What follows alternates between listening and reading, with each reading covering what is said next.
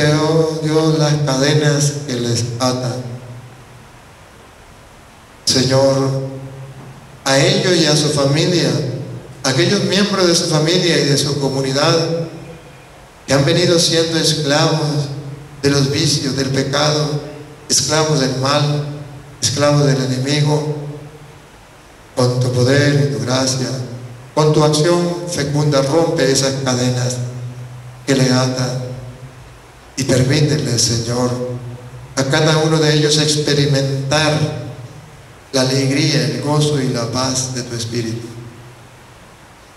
Bendice a los niños, bendice a los jóvenes, bendice a los adultos, de modo que todos crezcan en el conocimiento de tu palabra, en la fe, en la esperanza y el amor. Que se renueve en Argentina ese fuego de tu Espíritu, que se renueve en Argentina los valores cristianos, que se renueve en Argentina la fe, la esperanza y el amor, que se renueve en Argentina esa búsqueda de ti, que todos los argentinos puedan abrir las puertas de su mente y de su corazón a tu divina inspiración, que no sean sordos a tu voz. Padre, gracias por oírnos. Seguro y convencidos estamos de que nos escucha siempre. Y gracias. Gracias porque nuestras súplicas y peticiones no serán en vano. ¿Acaso no nos va a oír tú que hiciste el oído? ¿Acaso no nos miras tú que hiciste el ojo? Bendito seas. Alabado sea y glorificado sea, Señor, por todo lo que has hecho y seguirás haciendo en medio de tu pueblo. Señor, una mirada especial también hacia Venezuela, mi patria.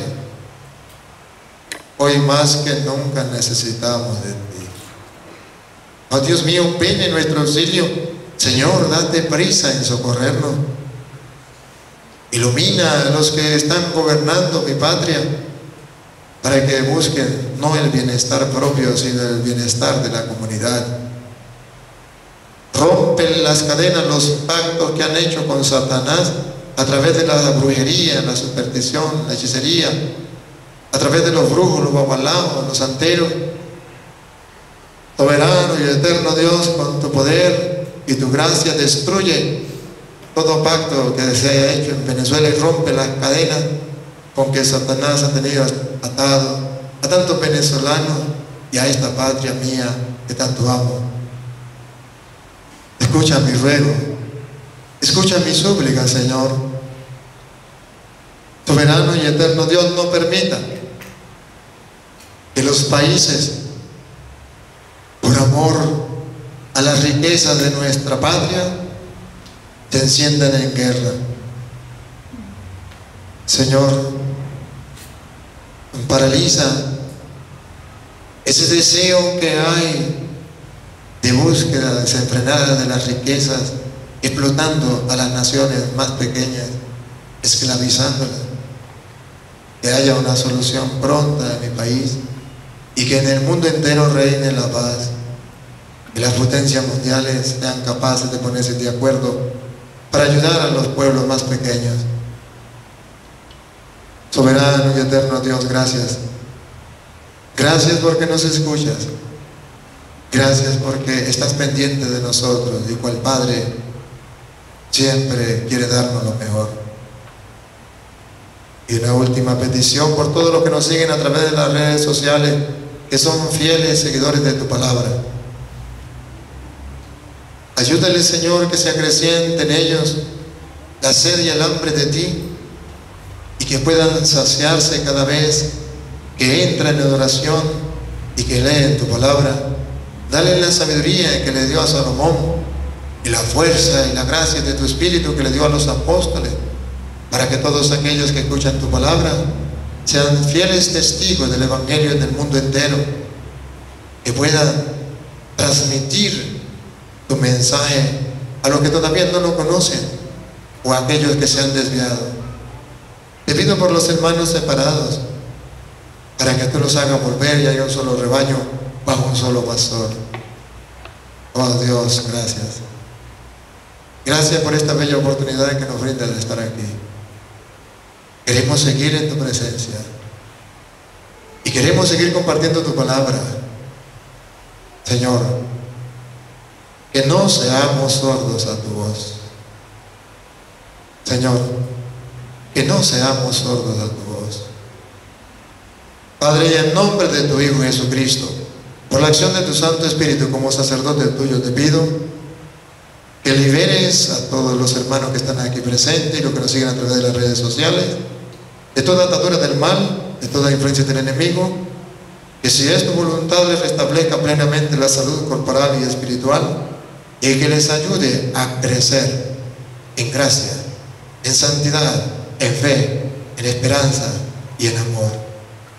Que tu Espíritu Santo se manifieste y obre según tu querer en cada uno de ellos. Amén. Digan conmigo: Santo y Divino Espíritu, destruye en mí toda pereza espiritual, toda indiferencia, toda duda, todo miedo. Lléname plenamente de tu luz, de tu sabiduría, de tu paz, de tu gozo, de tu alegría. A ti, Divino Espíritu, que eres Dios y siempre nos acompaña, a ti sea la gloria, el honor, el poder, la adoración por los siglos de los siglos. Amén. Comenzamos esta enseñanza en el nombre del Padre y del Hijo y del Espíritu Santo. Amén. Sean todos muy bienvenidos a este compartir. Antes de comenzar, ya estamos en vivo, ¿verdad? Amén. Antes de comenzar, quiero darle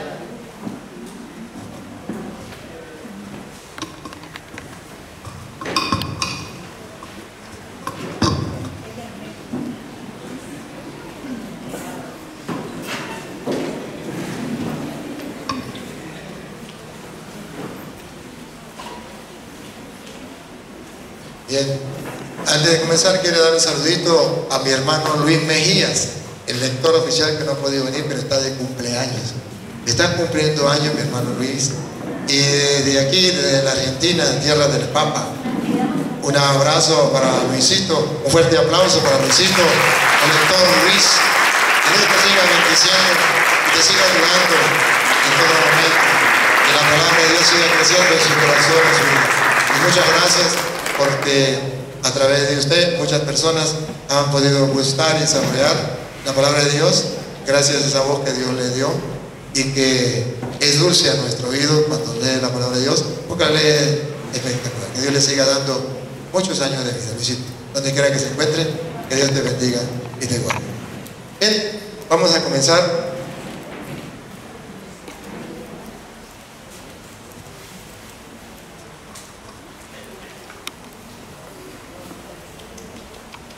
Vamos a dar chance en este momento, es un segmento de preguntas y respuestas. Es necesario que aclaremos algunas dudas que hay dentro de la comunidad. No se trata de pelear con los hermanos separados como algunos dicen. No. Se trata de aclarar las dudas que estos hermanos han sembrado en medio de la comunidad. Y que al aclarar las dudas no estamos haciendo otra cosa sino despejando el camino para seguir, viendo con más claridad hacia dónde avanzamos, qué queremos, qué creemos y podemos vivir una fe firme. Dios quiere que nosotros vivamos nuestra fe y la vivamos firme. El diablo no quiere eso y por eso el diablo busca sembrar dudas. Porque al sembrar duda no se puede vivir la fe. Es necesario que tengamos una fe firme, sólida. Esa solidez nos la da la palabra de Dios. Por eso trataré de responder a las interrogantes que ustedes tengan con las Sagradas Escrituras, para que todo aquel que tenga oídos oiga y aquel que tenga ojos vea. Y el que quiera vivir la fe a plenitud, la disfrute. A mí me ha servido. Lo repito. Respeto a los que dicen, respeto y me quito el sombrero ante los que dicen que a mí me gusta es pelear. Que Dios nos perdone. pero no he venido a pelear. He venido a decirle a los católicos por qué creemos en esto y en esto. He venido a darle una respuesta a los hermanos separados que preguntan por qué en la Iglesia Católica se confiesan, por qué tienen imágenes, por qué la Virgen María, por qué el Papa, por qué el bautismo de los niños, por qué. He venido a darle una respuesta tan sencillo como eso. Solo Satanás ha movido la mente y el corazón de muchos católicos de decir que eso no es correcto, que hay que dejar a la gente en la ignorancia, que los católicos no deben conocer su fe, que los hermanos separados no deben tener una respuesta ante las interrogantes. Y muchos le están haciendo caso a Satanás. Yo quiero hoy responder a esas interrogantes. Por eso pido, ¿vino algún hermano que no sea de la Iglesia Católica? Que esté presente, por favor. Que levante la mano. ¿Hay alguno que no sea de la Iglesia Católica? ¿Todos son católicos? Bueno. Pero si algún católico quiere hacer alguna pregunta, puede venir por acá con plena confianza, pueden acercarse. Pueden hacer preguntas, se acercan por acá y vamos a responder a las preguntas. Aquí tienen, vengan por acá. Pueden hacer por aquí, miren, pueden pasar por aquí y aquí yo les paso el micrófono. Por este lado van pasando. Los que quieran hacer preguntas, pasen por allá y se acercan aquí a hacer la pregunta.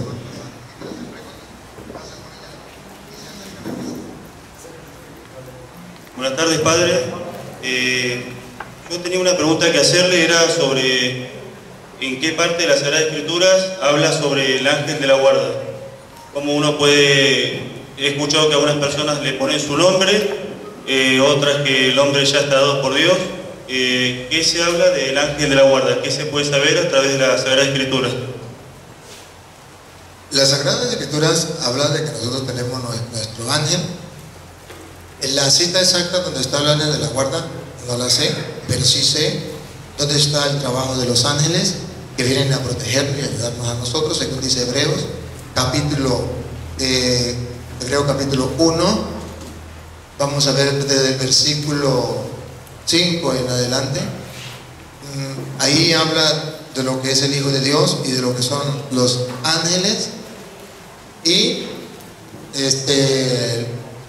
el trabajo que Dios le da a esos ángeles. Sabemos que existe el ángel de la guarda, que Jesús dice que sus ángeles, cuando dice que hay aquellos que escandalicen a algunos de estos pequeñitos, sus ángeles están delante de Dios. Realmente esa cita no la tengo presente, pero sí tengo esta cita donde habla de los ángeles que Dios pone al servicio de nosotros. Dale. Hebreos 1:5 en adelante. ¿Acaso dijo Dios alguna vez a un ángel? ¿A un ángel acaso dijo alguna vez: tú eres mi hijo, yo te he engendrado hoy? Diga. ¿Y de qué ángel dijo: yo seré un padre para él y él será para mí un hijo? Diga. Y al introducir a su primogénito en el mundo, Dios dice que todos los ángeles de Dios lo adoren. Observen que está hablando del Hijo y está hablando de los ángeles. Que todos los ángeles de Dios lo adoren. El Hijo es Dios y todos los ángeles lo adoran.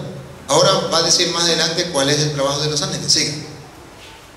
Hablando de los ángeles, afirma: a sus ángeles los hace como ráfagas de viento y a sus servidores como llamas de fuego. Entonces aquí dice que los ángeles son servidores de Dios. Dios utiliza a sus ángeles para servir, para su servicio, y están los ángeles para servir en ayuda de nosotros. Decimos ángel de la guarda porque cada ángel pues tiene una misión y cada uno tiene alguien quien lo proteja. Así como cada uno tenemos un ángel del enemigo que viene a querer hacernos daño, así también tenemos un ángel de Dios que viene a hacernos el bien. Y deberíamos tener esa cercanía a través de ese ángel que custodia, que trabaja con nosotros, que nos acompaña, tener esa amistad diariamente, porque el Señor ha querido que nosotros tengamos una protección espiritual, una compañía espiritual, que son esos ángeles que están al servicio de Dios. La otra cita se la quedo viendo.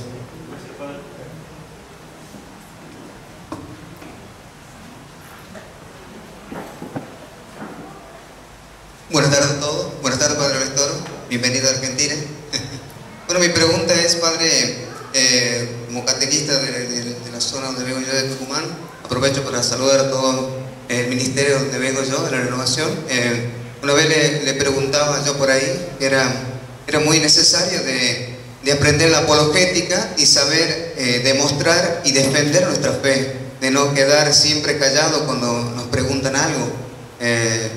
Yo pregunté a alguien, no quiero dar nombre, pregunté a alguien del ministerio, me pregunté si podríamos hacer apologética dentro de nuestra comunidad, de enseñarle desde el niño adolescente a defender la fe y por qué la Iglesia Católica y por qué, y exponer la doctrina de la Iglesia Católica, y me contestaron que eso era meterse en quilombo, pelear, pero en mi corazón no quiso hacer esto, sino exponer más la doctrina católica, que es la Iglesia de Cristo.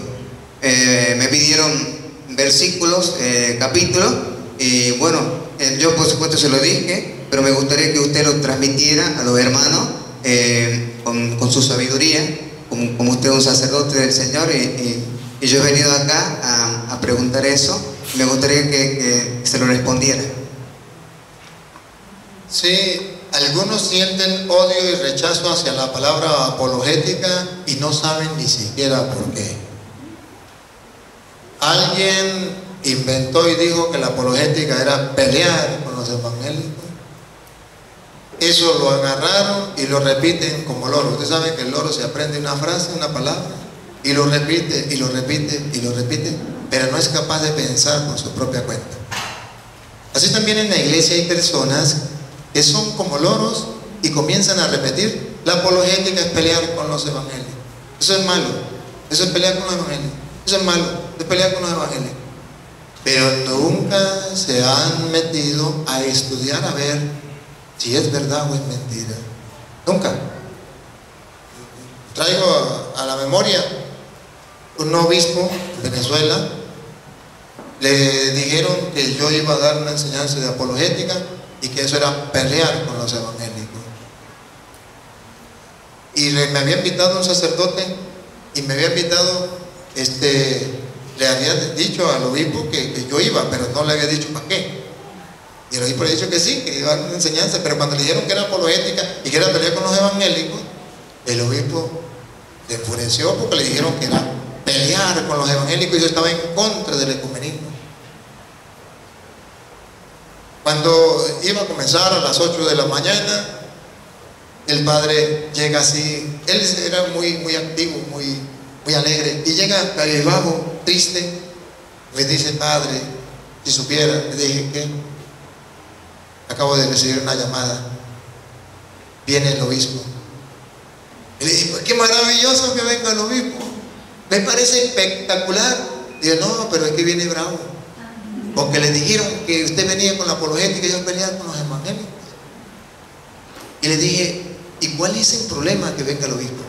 No, porque usted sabe que si él viene, pues se va a formar un problema. Y le dije: pero no, yo no veo ningún problema. Él vendrá y me va a decir dónde está lo malo.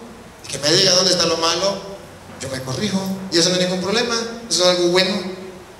Dijo: ¿seguro? Le dije: claro. Dije: entonces sigamos. Y comencé. Sí, cuando la iglesia estaba llena, cuando de repente veo que se para el obispo en la puerta y dice: acaba de llegar monseñor, démosle la bienvenida, monseñor. Todo el mundo le dio un aplauso. Adelante, monseñor. Le dije: aquí está el micrófono. Dijo: no vengo a hablar, vengo a escuchar. Con esa cara, ¿no? Y le dije al padre: monseñor, viene a escuchar, haga favor, búsquemele una silla, una mesita y búsquemele una Biblia. Y el hombre no le dio risa. El hombre serio, le pusieron una silla, una mesa, una Biblia, agarró la Biblia y la arrinconó para allá. Así groseramente la tiró para allá. Se sentó, se cruzó de brazos. Yo tenía programado todo el día. Eran las 8 de la mañana. Y yo dije, si va a sentarse a escucharme, va a escuchar. Comencé a las 8 de la mañana y terminamos para el almuerzo a la 1 de la tarde, sin receso, no dije receso. Pero cuando comencé, y el obispo con los brazos cruzados, y todo el mundo con la Biblia buscaba, yo iba dando citas, capítulos y versículos, iba gustando, saboreando. Al rato vi que acercó la Biblia. Ya la abrió. Yo dije, al rato vi que buscaba. Yo dije, ya le vi una sonrisa en su rostro. Bendito Dios. Le di desde las 8 hasta la 1. A la 1 dije, bueno, ahora sí, vamos a dar receso y que sea para el almuerzo. Vamos a almorzar. Digo, lo digo un momentico, yo quiero hablar. Ahora sí quiero hablar. El micrófono lo mismo. Agarró el micrófono y me dijo, debo decirle que venía muy furioso porque me hablaron muy mal de ti. Me dijeron que venía a pelear con los protestantes, que estaba en contra del ecumenismo, que traía la Biblia era para pelear. Y yo dije, yo no me dejo llevar por chisme, yo tengo que ver para poder actuar. Y por eso vine a escucharte. Después de escucharte, debo decirle que esto es lo que la iglesia necesita. Y que no entiendo por qué muchos sacerdotes llegaron a decirme a mí que esto era pelear con los protestantes. Que no entiendo si esto es lo que necesita la iglesia. Esto es lo que manda nuestro Señor Jesucristo. ¿Por qué haya sacerdotes que vayan a decirme a mí mentiras? A decirme que le prohibiera a usted entrar aquí porque usted venía a pelear con los evangélicos. Sepa, Padre, que las puertas de esta diócesis están abiertas para usted. Y que de hoy en adelante, obligatoriamente, todos los sacerdotes tendrán que mandar al menos 2 personas encargadas de cada grupo de apostolado dentro de la iglesia a las enseñanzas cuando usted venga. Y todo el mundo tiene que venir. Y la próxima vez me avisa para que vaya el mayor número de sacerdotes que pueda, porque ellos tienen que gustar de esto. Y yo me quedé sorprendido. De ahí nos fuimos a almorzar, nos fuimos a comer. Y él me decía, perdóneme, padre, perdóneme, porque traía mucha rabia contra usted. Traía mucha rabia. Y de ahí en adelante, ya cuando el padre me invitaba, decía lo mismo, bueno, los sacerdotes deben ir. Y obligaba a los sacerdotes a ir. Y a los grupos de apostolado. Una persona inteligente. Yo admiro y felicito a este obispo, muy inteligente. Mi obispo estaba en otra diócesis, le hablaron que yo le gustaba a pelear con los evangélicos. Llegué a la diócesis mía, a la que estoy ahora. También le dijeron lo mismo. Mi obispo, hombre inteligente. Yo fui a un retiro, tenía una semana retiro. Y el lunes, lo comencé en la mañana, a mediodía cuando fui a almorzar, estaba el obispo ahí. Le digo, uy, monseñor, ¿y eso que está aquí? Yo por aquí compartiendo. Digo, oh, qué bueno, monseñor, pero me extraña. Digo, no, lo que pasa es que me hablaron muy mal de usted.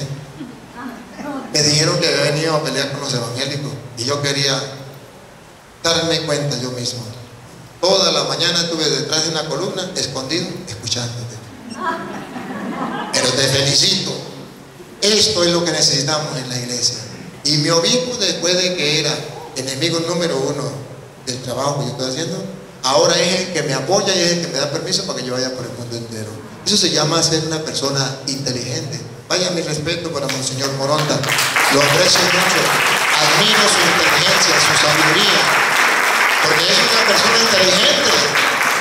El lema de mi obispo es: no me dejo llevar por los chismes, tengo que comprobar las cosas. Ese lema es maravilloso. Así sí, yo admiro a estos obispos y a esos sacerdotes que son capaces de decir, es así. ¿Y cuánto me gustaría? Mi obispo me dijo, ¿sabe qué me gustaría? Hiciera esto. Me dijo algunas cosas más. Le dije, gracias, monseñor. Qué bueno que mi obispo me diga qué cosas quiere, qué debo corregir. Esto es fantástico, fantástico. Yo estoy dispuesto a la corrección. estoy dispuesto a escuchar a quien sea. Estoy dispuesto. Pero lo que me duele es que hayan católicos que le tengan odio a la apologética sin ni siquiera saber de qué se trata. Sin ni siquiera saber de qué se trata. Me gustaría que después de que escuchen los videos, si me miran nomás, sí les va a caer mal, porque yo no tengo una cara bonita, les va a caer mal. Pero escuchen y vayan analizando las cosas y verán. Pero la Biblia nos invita a que nosotros seamos personas pensantes, que escudriñemos y miremos si las cosas son o no. Por ejemplo, antes de meterme con la Biblia, decirte, ¿cuál es el problema que existe? Que hay dos apologéticas. La apologética mala, que es pelear con las personas por defender la fe, sin ningún argumento. Entonces les miento la madre, entonces les echo agua caliente, entonces les cierro las puertas, entonces los agarro a golpe, entonces si tengo que meterle un tiro, le meto un tiro. Eso no es correcto. Esa no es la apologética que yo traigo.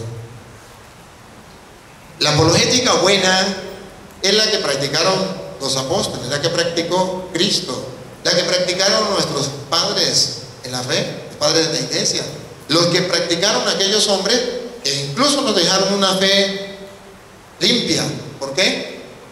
Porque ellos lucharon contra los herejes y fueron capaces de exponer bíblicamente los fundamentos de nuestra fe. Hoy tenemos esos fundamentos de la fe gracias a estos hermanos que utilizaron la apologética y aclararon las dudas y le dijeron a los herejes, esto no es así.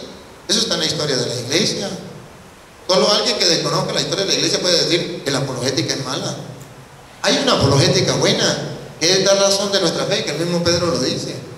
Pero vamos a ver Hechos de los Apóstoles, capítulo, vamos a ver 17, 11, Hechos de los Apóstoles, capítulo 17, versículo 11, donde la Biblia dice cómo tenemos que actuar nosotros.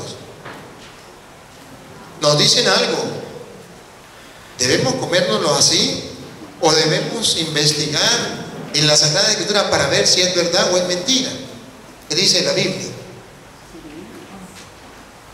Como estos eran mejores que los de Tesalónica, acogieron la palabra con sumo interés. Observen que esto no está prohibido. La apologética es acoger la palabra con sumo interés. Eso no está prohibido, eso está mandado más bien.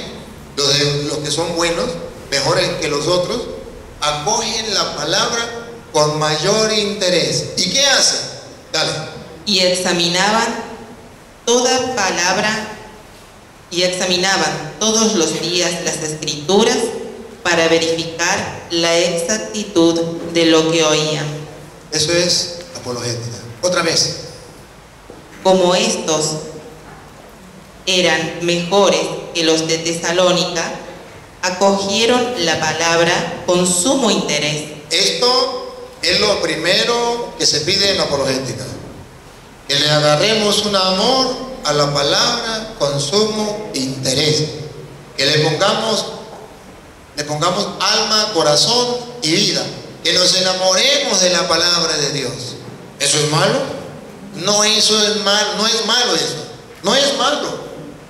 Solo Satanás no quiere que hagamos eso. Pues esa es la primera parte de la apologética, que la gente se enamore. Ustedes que me siguen a través de las redes sociales, ¿no han sentido un despertar en el amor hacia la Biblia? ¿No han sentido un deseo, una ansia de leer las Escrituras y de comprobar si las cosas son así? Esa es la apologética. Pero el diablo no quiere. Y como el diablo no quiere, así como un día usó a Pedro para tentar a Cristo y Jesús le dijo, apártate de mí, Satanás, porque no piensas como Dios sino con los hombres. Así Satanás está utilizando a muchos católicos para hacerlos tropezar a ustedes, diciéndoles, no, la Biblia no se hizo para pelear, la Biblia no se hizo para predicarle a los evangélicos. ¿Para qué la hizo? Para tenerla como usted la tiene, abierta en el Salmo 91 en su casa, para que no le entre maleficio, para que no le entre ninguna maldad, y sin leerla. ¿Para eso se hizo la Biblia? Ojalá y que alguno de esos católicos me dijera que la Biblia no se hizo para eso, pero yo me dedico a leer la Biblia 1 hora al día. Ah, bueno, está bien. Pero dice la Biblia no se hizo para eso, pero nunca la toca. Dígame, ¿para qué se hizo? ¿Para tenerla de luz? ¿O para que estén en las librerías?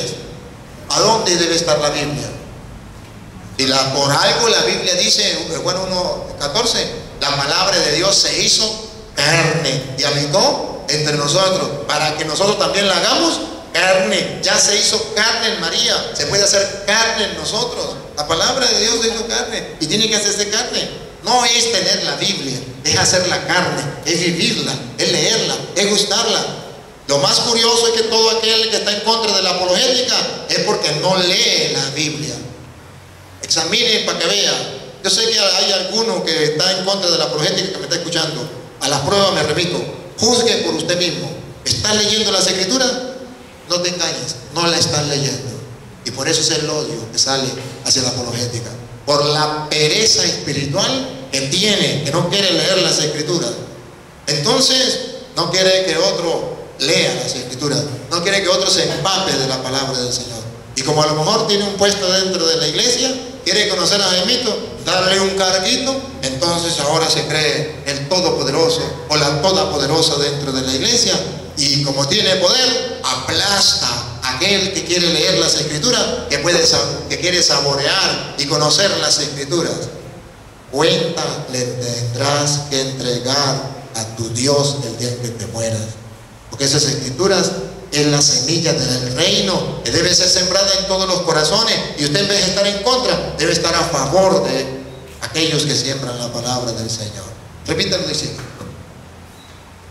Como estos eran mejores que los de Tesalónica, acogieron la palabra con sumo interés y examinaban todos los días. Examinaban todos los días. Un saludo para los hermanos que están estudiando la apologética, que están agarrando las Escrituras todos los días en cualquier parte del mundo. Ya sé que hay muchos grupos que lo están haciendo. Examinaban todos los días las Escrituras. Sigan. Para verificar. Para verificar. Observen la apologética. Para verificar. ¿A que me dijeron que nosotros podíamos creer que María era virgen? Vamos a verificarlo. Que podemos confesarnos con un hombre pecador, que en la tierra hay hombres con el poder de perdonar pecado. Vamos a verificarlo. Que la Eucaristía, ahí está el cuerpo y la sangre de Cristo, que no es un símbolo. Vamos a verificarlo. Que hay que bautizar a los niños. Vamos a verificarlo. Que podemos tener imágenes. Vamos a verificarlo. Que el Papa es el vicario de Cristo, es el representante de Cristo, es la autoridad máxima dentro de la iglesia. Vamos a verificarlo. ¿Dónde lo dice la Biblia? En Hechos. Hechos significa lo que hicieron los apóstoles y que usted y yo debemos hacerlo. Si ellos lo hicieron, nosotros podemos hacerlo. ¿Quién nos dice que no podemos hacerlo si está escrito en los Hechos para que lo hagamos? Solamente un ignorante, solamente un católico perezoso que ni lava ni presta la batea. Aquello que Jesús dice, fariseos hipócritas, que ni entran ni dejan entrar, porque los han puesto a lo mejor en un cargo dentro de la iglesia y ni entran ni dejan entrar a los demás. No es fácil, pero tenemos que luchar contra aquellos Pedros, muy cristianos, muy discípulos de Cristo, pero que se prestan a Satanás para tentar a otros. Y tenemos que ser como Cristo, claros en las ideas, y decirle: apártate de mí, Satanás. O sea, Pedro, o sea, usted católico que está estorbando, apártate de mí, Satanás, porque estás pensando como los hombres y no como Dios. ¿Cómo sabemos cuál es el pensamiento de Dios? Aquí está escrito. Examinaban diariamente las Escrituras para ver si eso era, para verificar si era, ¿verdad? Para verificar otra vez. Para verificar la exactitud de lo que oían. Para verificar la exactitud de lo que oían. Eso se llama en castellano apologética. Y cuando oímos que los protestantes dicen: no, María es una prostituta, María no es virgen, vamos a verificar. Ustedes no se dan cuenta que en los debates que yo tengo, ¿qué es lo que yo hago? Vamos a verificar. ¿Vieron el encuentro ayer con el pastor? Si usted dice que la iglesia luz del mundo es la iglesia de Cristo, vamos a verificarlo, compruébemelo. ¿Fue capaz de comprobarlo? No. Entonces yo le verifico que la iglesia de Cristo es la iglesia católica. Eso no es pecado, eso está escrito, eso se puede hacer. ¿Por qué no lo podemos hacer? Que alguien me explique con la Biblia. Yo quisiera que alguien me explicara con la Biblia ¿por qué yo no lo puedo hacer? ¿Dónde está mi error? Está faltando al mandamiento del amor. ¿Y qué dice el mandamiento del amor? Que cada quien se condene si quiere, que cada quien se... No. El mandamiento del amor nos dice que tenemos que amar como Dios, que entregó su Hijo, se sacrificó para que el mundo entero se salvara. Tenemos que hacer un sacrificio para que los otros se salven. El mandamiento del amor, que vamos a salvar almas. Vamos a ver si una persona va por un mal camino, vamos a salvar almas. ¿Qué enseña la Iglesia Católica? ¿Acaso no enseña las obras de misericordia? Enseñar al que no sabe, obra de misericordia, amor. Corregir al que se equivoca, darle un consejo al que lo necesita. Los hermanos separados se han equivocado, hay que corregirlos, hay que darle un buen consejo. No saben la doctrina de la iglesia, hay que enseñársela. ¿No es una obra de misericordia? El amor que Jesús refleja en el buen pastor. El buen pastor deja las 99 ovejas y va en busca de la oveja perdida, la descarriada. La encuentra, cura las heridas y hace una fiesta. ¿Eso es el amor? ¿Cómo un católico me dice que va a amar a un hermano separado, que es una oveja que se ha descarriado, y que no vaya a buscarla, que no lave sus heridas, que no venda sus heridas, que no cuide de ella? ¿Cómo me va a decir que ama? Entonces, ¿para qué Cristo nos contó la parábola del buen pastor que da la vida por las ovejas, que deja las 99 y va en busca de la oveja perdida y hace una fiesta al encontrarla? ¿Para qué nos contó eso? Si eso no es amor. El mandamiento del amor es salvar almas para Dios. Y aquí dice las Escrituras entonces que nosotros tenemos que escudriñar para ver si es así o no, para verificar con las Escrituras. Pero no sé de dónde sacan eso, que es que la Biblia no se puede utilizar para predicarle a los evangélicos. No, hay que dejarlos tranquilos. Si eso fuera verdad, ¿por qué Pablo no cumplió eso? Examinemos al Padre Toro, pongámoslo, vamos a comparar Hechos de los Apóstoles, capítulo 17, versículo 1 en adelante. Vamos a comparar lo que hace el Padre Toro con lo que hace el apóstol San Pablo y lo que hacen esos católicos que están en contra de la apologética. A ver, ¿a quién apoya Pablo? ¿A quién apoya Dios en su palabra? Si apoya a estos que están en contra de la apologética, o apoya al Padre Toro, que está a favor de la apologética, que está siguiendo el ejemplo de los apóstoles de Cristo. Un Pablo, escuchémoslo. Uno en adelante, ¿no? 17, uno en adelante. Atravesaron Anfípolis y Apolonia y llegaron a Tesalónica, donde los judíos... Observen, los judíos eran una religión, como decir hoy día, los evangélicos. Creían en Dios, amaban a Dios, servían a Dios, amaban al prójimo, conocían las escrituras del Antiguo Testamento que existían en ese tiempo. Estaban en una religión donde se creía en Dios. Y aquí nos dice la Biblia, Pablo dijo, al fin y al cabo es el mismo Dios. Porque ¿cuál es el Dios de nosotros? El Dios de los judíos. ¿Cuál es la Biblia de nosotros? Todo el Antiguo Testamento es la Biblia de los judíos. Pues eso, el mismo Dios, la misma Biblia. Tenían fe.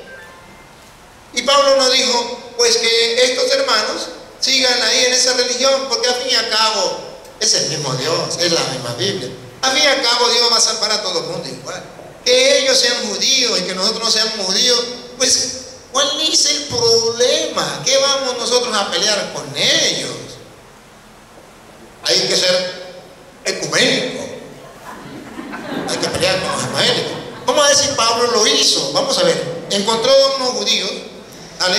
Donde los judíos tenían una sinagoga. Subrayen lo que viene. Subrayen lo que viene. Pablo, como de costumbre, Subrayen. Pablo, como de costumbre. No sé qué es lo que no entienden en esto. Como de costumbre. ¿Qué es lo que no entienden? De costumbre significa siempre lo hacía. Estaba acostumbrado a hacerlo, como lo hago yo. De costumbre, ¿qué hacía Pablo? Era costumbre, diga. Se dirigió a ellos y discutió durante 3 sábados, basándose en las Escrituras. Pablo no era ecuménico. Pablo no amaba a Cristo. Pablo se condenó porque Pablo no respetó a estos judíos que creían en el mismo Dios que él, que creían en las mismas escrituras que él. Pablo entonces está en el infierno porque lo que hizo fue pelear con la Biblia, ese sinvergüenza, y se fue a pelear por todo el mundo. Porque salió y donde iba con las escrituras y les iba llegó, peleó con los judíos, peleó con los paganos y les iba demostrando esto es así, con las sagradas escrituras. Pues si Pablo lo hizo, yo también lo puedo hacer. Y si Pablo encontró enemigos, yo también lo voy a encontrar. Sin embargo, debe saber el católico que esto es lo que Dios manda. Que Dios quiere que usted y yo llevemos la palabra de Dios y que hagamos como Pablo. Llegar a otras personas que tienen otra religión, agarrar las escrituras y con las escrituras y explicarle lo que nosotros creemos. Y dice la Biblia que Pablo discutió con ellos. Esa es la apologética. Así fue que Pablo conquistó a muchos judíos para Dios. Así es como Pablo conquistó muchos paganos para Dios. Así es como Pablo conquistó muchos pueblos para Dios. Y aquellos que no quieren practicar la apologética no van a conquistar ni siquiera una persona para Dios. No la van a conquistar. Más bien, muchos de su grupo y de su parroquia se van a ir con los protestantes. Recuerdo que en un encuentro que tuvimos en Venezuela sobre este tema, muchos sacerdotes y obispos decían: es que la Biblia no se hizo para pelear, basta con que se rece el Santo Rosario y ya se acaban los evangélicos. Y dijo otro obispo: yo agregaría que no solamente basta rezar el rosario, que los curas demos ejemplo y ya se acaban los evangélicos. Y habían mandado un pastor para que debatiera conmigo, y ya habíamos hablado un poquito y el hombre ya Dios lo había tocado. Y cuando le tocaba a él para hundirme a mí, para debatir conmigo, Dios lo tocó y le cambió el chip. Y el hombre, en vez de venirse en contra mío, se vino a favor mío. Y recuerdo lo que le decía el hombre. El hombre le decía: señores obispos, señores sacerdotes, porque era un concilio en Venezuela, señores obispos, señores sacerdotes, yo quiero que uno de ustedes me diga a cuántos evangélicos han convertido rezándoles el rosario.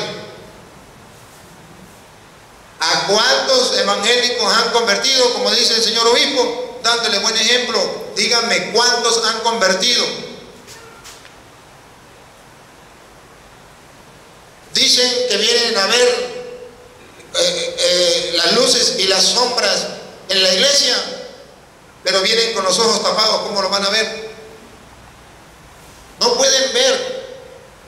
Quiero que un sacerdote, quiero que un obispo me diga: a tal evangélico yo convertí rezándole el rosario. Compruébenmelo, para que me muestren que eso tiene eficacia, para que me muestren que realmente no es una mentira, que no es una falsedad, no están inventando. Ustedes inventan, ustedes no han convertido a nadie de esa manera. Mientras tanto, más se van yendo de la iglesia, Eso lo utilizan solamente para engañarse. Abran los ojos. Evangélicos sí hay. Y si creen que no hay evangélicos, yo soy evangélico. Y cuando digo yo soy evangélico, todo el mundo no. Y le hizo un trato muy bonito. Le dijo: ahora si quieren pregúntenle a ese cura que ustedes están hundiendo, que ustedes están en contra de él, aplastando, pregúntenle a cuántos evangélicos han convertido. En la primera charla que yo tuve debatiendo con 10 pastores, se convirtieron más de 500. En la primera. Por eso estoy aquí desde ahí en adelante. En la primera, ¿quién de ustedes va a convertir 500 rezándoles el rosario? O muéstreme uno que le haya convertido de esa manera. Diciéndole: vamos a rezar el rosario. Y rezar el rosario y se convirtió. No digan mentiras. Yo sí tengo pruebas. Más de 500 en la primera enseñanza que yo di. Todos eran evangélicos. Cometieron un error. Me llevaron a predicar en un culto evangélico. Y llegué, todos volvieron a la iglesia menos los pastores. Tengo pruebas. Y dijo: y hoy, delante de Dios, dejo de ser pastor evangélico, me meto católico. No gracias a ustedes que están rezando el rosario, sino gracias a este cura que me mostró la verdad. Muéstrenme ustedes. Y nadie dijo nada. Nadie pudo comprobar nada. Quisiera esos católicos que dicen que la apologética no sirve para nada, que me digan cuántos evangélicos ha convertido. Y vamos a ver. Porque Dios, a través de este instrumento, ha convertido pueblos enteros. Yo he ido a pueblos enteros evangélicos y todos han vuelto a la iglesia católica. Cuando los pastores no me conocían y me invitaban a sus cultos y me invitaban a sus pueblos,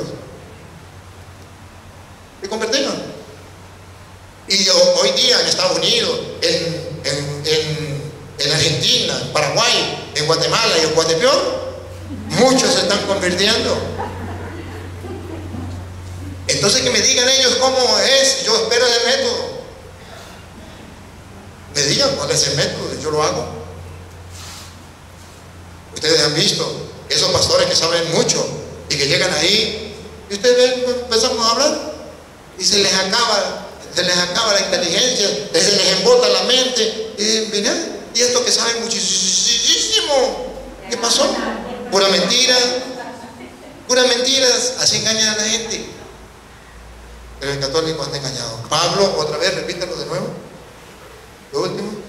Pablo, como de costumbre, se dirigió a ellos y discutía durante 3 sábados basándose en las Escrituras. Explicaba los textos y demostraba que el Mesías debía sufrir y resucitar de entre los muertos. Discutió con ellos y le mostraba con las Escrituras. Sigan.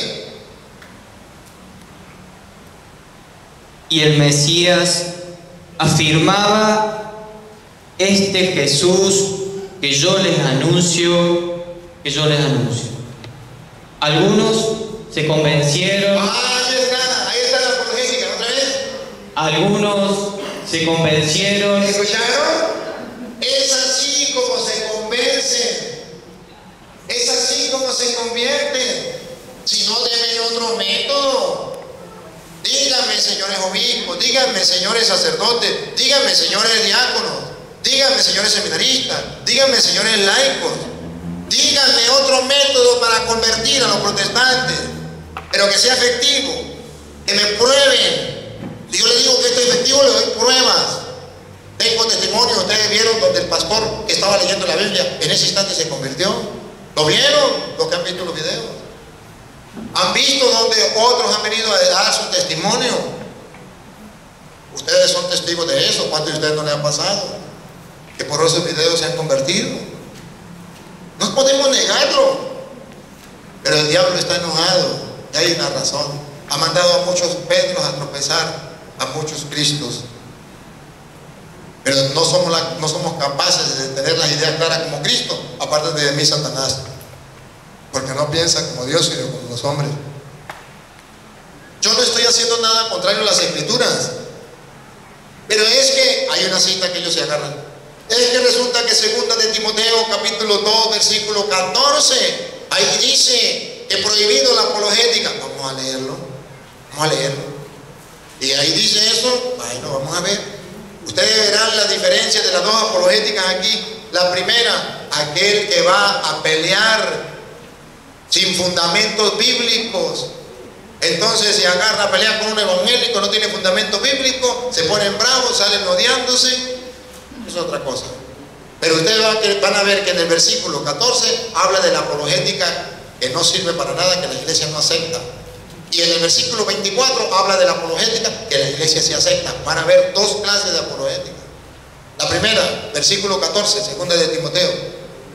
Recuérdales esto y encárgales delante de Dios que dejen de discutir por cuestiones de palabras. Ahí está, esa es la apologética mala, discutir cuestiones de palabra. Él me dice y yo le digo sin fundamentarse en las Sagradas Escrituras. Esa es la apologética mala, discutir por cuestiones de palabra sin fundamento bíblico. Eso no se debe hacer. Por eso la apologética que yo les doy a ustedes es bíblica, porque está prohibida esta otra apologética de pelear sin fundamento bíblico. Repita. Recuérdales esto y encárgales delante de Dios que dejen de discutir cuestiones de palabras. Así, cuestiones de palabras sin fundamento bíblico, eso no se debe hacer. Siga. Esas discusiones no sirven para nada. Esas, no las que están fundamentadas con la Biblia, porque la fundamentada con la Biblia está en el versículo 24 que ya vamos a llegar. Hasta ahora estamos en el 14. Pero estas que no están fundamentadas en la Biblia, estas discusiones no llevan a nada. Ni él se convierte ni usted tampoco. Si no va a haber una pelea, no va a haber nada, porque no hay fundamento bíblico. Siga.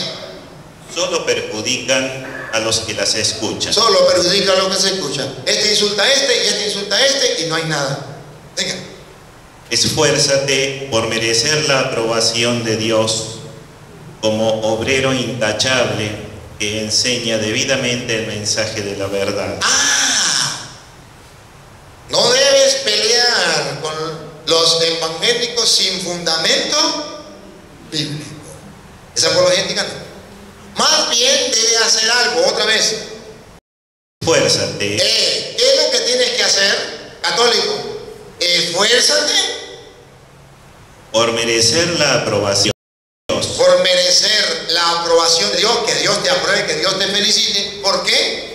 Como obrero intachable. Por ser un obrero que trabaja, intachable, que enseña debidamente. Aquí está, esta es la apologética buena, la buena, que enseña debidamente el mensaje de la verdad.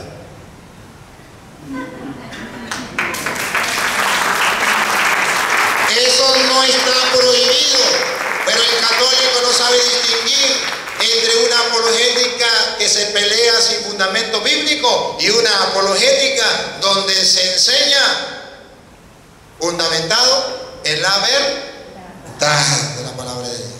Eso es otra cosa muy distinta. La apologética que no es buena es cuando hay peleas, insultos sin decir la verdad o sin fundamentarlo en la Biblia. Pero cuando se enseña y se trabaja, otra vez, esfuérzate. Escuchen, hay que hacerlo. Esfuérzate, dice. Esfuérzate porque vamos a encontrar trabas, problemas. Esfuérzate. Por merecer la aprobación de Dios. No dice, esfuérzate por merecer la aprobación de Petronila, que es la papisa de su iglesia. Esfuérzate para caerle bien a Petronilo, que es el encargado de tal grupo de apostolado. No, eso no. Otra vez, esfuérzate. Esfuérzate por merecer la aprobación de Dios. Ya sabemos que los hombres le van a dar palo. Y usted tiene que elegir entre los aplausos de Dios y las pedradas de los hombres. O los aplausos de los hombres y las pedradas de Dios. Si usted le hace caso a esos Pedros que están haciendo un estorbo para que usted haga la voluntad de Dios, usted lo van a aplaudir en la iglesia y lo van a dejar tranquilo para que usted haga lo que quiera. Por mi cuenta, el Papa de la Iglesia Católica,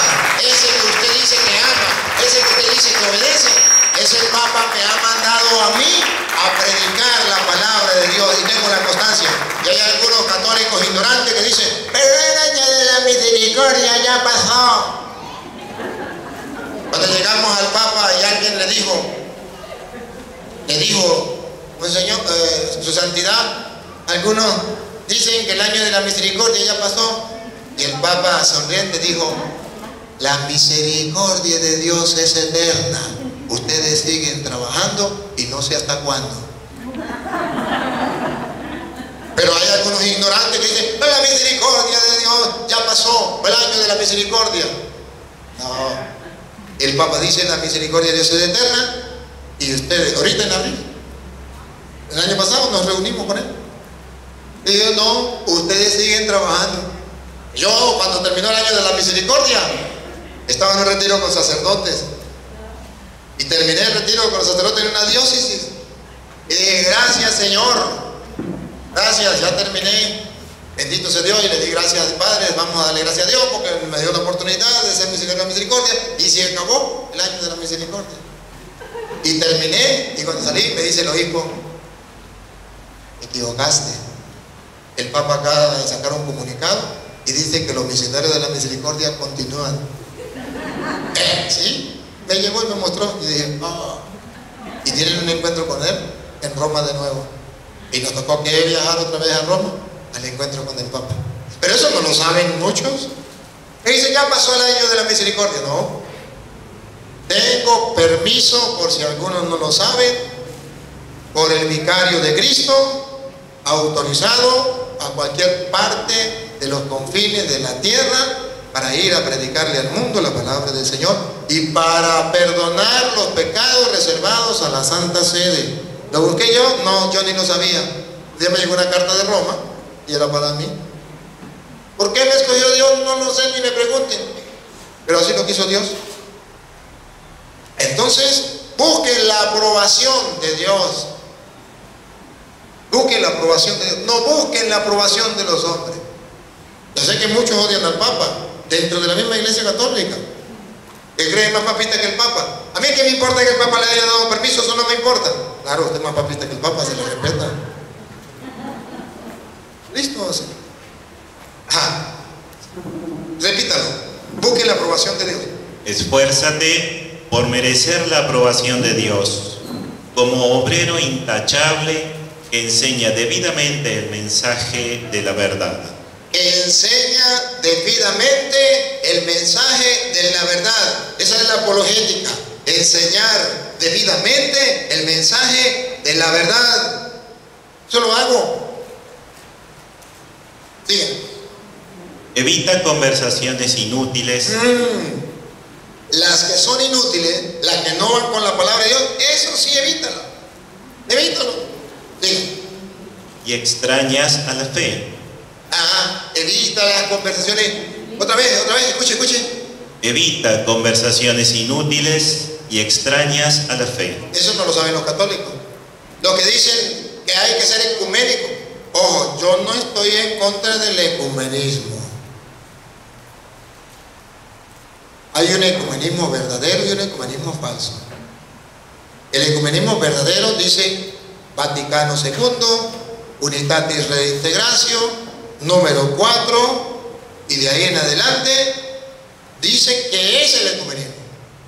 Y ahí nunca dice que el ecumenismo es ir al culto protestante o poner a escuchar música protestante o que hacer un supermercado de religiones y todo lo mismo. Esto no lo dice ahí. Eso lo dice Satanás. Eso no está escrito en los documentos de la iglesia. Los documentos de la iglesia dicen que el ecumenismo es donde los pastores de cada iglesia en público, con las Sagradas Escrituras como base, exponga cada uno su doctrina, la doctrina de su fe con tanta claridad, hasta que la gente comprenda que el único culto que Dios ha dejado y el único sacrificio de salvación es la Eucaristía dentro de la una y única iglesia que fundó Jesucristo, que es la Iglesia Católica. Eso es lo que dice el Vaticano II y es la normativa de la iglesia. Yo no sé dónde han leído otra cosa. Si alguien me muestra otra cosa distinta, pero el Papa habla de ecumenismo porque el Papa es el jefe, el pastor de la iglesia y tiene que reunirse con los jefes de las otras iglesias, tiene que hacerlo. Pero el ecumenismo no es que usted se ponga a escuchar a todo, que el Papa lo haga, que los obispos lo hagan, que los curas lo hagan, en un diálogo donde se explique la palabra de Dios, eso sí, pero que usted se vaya a hablar con cualquier persona, a escucharlo, no, evita, escuchen, eso hay que evitarlo. Evita conversaciones inútiles y extrañas a la fe. Eso no es ecumenismo. Escuchar a esta gente que trae doctrinas extrañas a la fe no es ecumenismo. Eso hay que evitarlo. Eso es ser tonto. Eso no es ecumenismo. Evita, pongan cuidado otra vez. Evita conversaciones inútiles y extrañas a la fe. Eso no es ecumenismo. Escuchar a esa gente que traiga doctrinas extrañas a la fe no es ecumenismo. Hay que evitarlo. Diga. Que fomentan más y más la impiedad. La división, la impiedad. Se llevan más protestantes para allá, más católicos a protestantes. Sigan. Son discursos que se propagan como gangrena. Escuchen. Esos son discursos que se propagan como gangrena. Sigan. Tal es el caso de Himeneo y Fileto. Aquí viene un ejemplo. No es el único, es un ejemplo para que lo miremos. Dale. Cuando afirman que nuestra resurrección ya ha sucedido. Escuchen, Mileto y no sé quién. ¿Quién? Himeneo y Fileto. Y Mileto y Fileto, no sé quién. Dice, el caso es el de ellos. ¿Cuál es el caso? Están enseñando una doctrina distinta. La doctrina cristiana, la resurrección, la esperamos en el último día. ¿Cuál es la doctrina de ellos? La resurrección ya sucedió. Ya nosotros vamos a resucitar. Y dice, eso se extiende como gangrena. Eso le gusta a la gente. Eso se va extendiendo. Ahí pone un ejemplo. Entonces, ¿de qué está hablando? De que mucha gente van a cambiar la doctrina. Y eso es como una enfermedad. Eso va matando, eso va destruyendo la fe. El caso, otra vez, ¿cómo es el caso? Tal es el caso de Himeneo y Fileto, cuando afirman que nuestra resurrección ya ha sucedido. Traen otra doctrina, otra enseñanza. Eso es gangrena, eso es una enfermedad grave. Sigan. Se apartan de la verdad. Se apartan de la verdad. Y no dice Pablo, hagan lo mismo. No, sigan. Y socavan la fe de algunos. Y destruyen la fe del católico. ¿No es ese el trabajo de los protestantes? Y eso es lo que usted quiere. ¿Por qué Pablo nos advierte? ¿Qué le pasó a Pablo? ¿Por qué nos dice mentira? ¿Por qué nos engaña? Y si esto es palabra de Dios, ¿por qué Dios nos engaña? No nos engaña Dios. El diablo está engañando a muchos católicos que no leen la Biblia, que no son capaces de mirar lo que dicen las Sagradas Escrituras, que vendrán esas personas con esas enfermedades del alma, destruyendo, socavando la fe de ustedes. Repítalo. Tal es el caso de Himeneo y Fileto, cuando afirman que nuestra resurrección ya ha sucedido, se apartan de la verdad y socavan la fe de algunos. Y socavan la fe de algunos. De ellos hay que apartarse. Nos dice, hay que ser ecuménico. Eso es lo mismo. Con tal y crean en Dios y amen a Dios, aleluya, gloria al Señor. Eso es lo mismo. No. Según la Biblia, no. Según Satanás, sí. Quisiera que algunos de los que están en contra de la apologética me lo demostraran con la Biblia. ¿Por qué no lo hacen? Fácil decir el cura Toro, le gusta pelear con los evangélicos. Y ahora, pues pelea con los católicos también. Ay, delicaditos, no le gusta que le digan las cosas. Delicaditos. Diga. Pero el firme cimiento de Dios. Otra vez, escuche. Pero el firme cimiento de Dios. Lo que Dios puso es así y tiene que ser firme. Y ese es el cimiento que ustedes y yo tenemos que estar. Siga. El firme cimiento de Dios resiste. ¿Qué es lo que tenemos que hacer? Resistir. ¿Qué es la apologética? Resistir al cimiento de Dios. No dejarnos convencer, no dejarnos engañar. Diga. Y lleva la siguiente inscripción. ¿Cuál es la inscripción? ¿Cómo es? El Señor conoce a los suyos. Repítalo. El Señor conoce a los suyos. ¿Qué? ¿Otra vez? El Señor conoce a los suyos. Sí, Señor. El Señor conoce a los suyos. El Señor sabe quiénes le están haciendo caso y quiénes no. El Señor sabe quién le obedece y quién no. El Señor conoce a los suyos. No dice, es que todos son iguales. No importa. De todas maneras el Señor a todos los ama. Dice, no, el Señor conoce a los suyos.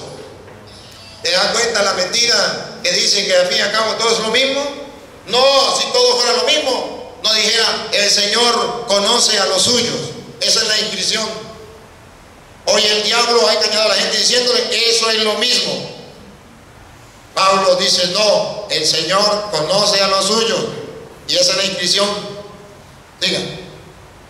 Y quien invoque el nombre del Señor, apártese de la injusticia. Apártese de esas mentiras. El que invoque el nombre del Señor, apártese de la falsa doctrina, de esa gangrena, apártese de esas enseñanzas falsas. El que invoque el nombre del Señor, otra vez.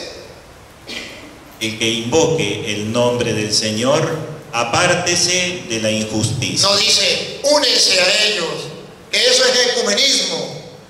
Ay, Dios santo, ¿por qué tanta ignorancia en la iglesia? Decir que ecumenismo es, vamos a meternos todos en un mismo saco, porque eso es lo mismo. Qué ignorancia tan grande hay en el pueblo de Dios. El pueblo perece por falta de conocimiento. Sigue. En una casa grande no hay solo recipientes de oro y plata. Si quiere pase el versículo 24. Y un siervo del Señor no ha de pelear. Aquí está otra vez las dos apologéticas. Un siervo del Señor no ha de pelear sin fundamento bíblico, con palabras mías de yo. No, eso no. Vamos a ver al contrario, la buena apologética. Dale. Antes bien, debe mostrarse a todos modesto. Modesto. Buen maestro. Buen maestro debe enseñar. Tolerante. Tolerante. Capaz de amonestar con suavidad a los adversarios. Esa es la apologética, repítalo. Un siervo. No, repítalo, último. Capaz de amonestar con suavidad a los adversarios. Otra vez, repítalo, eso es apologética, repítalo. Capaz de amonestar con suavidad a los adversarios. No dice, ay, por amor, un siervo del Señor se queda callado y no puede amonestar al adversario. Por amor, porque hay que amar el ecumenismo. El ecumenismo verdadero sí lo aplaudo y estamos de acuerdo. Y el ecumenismo es con las iglesias, no con las sectas.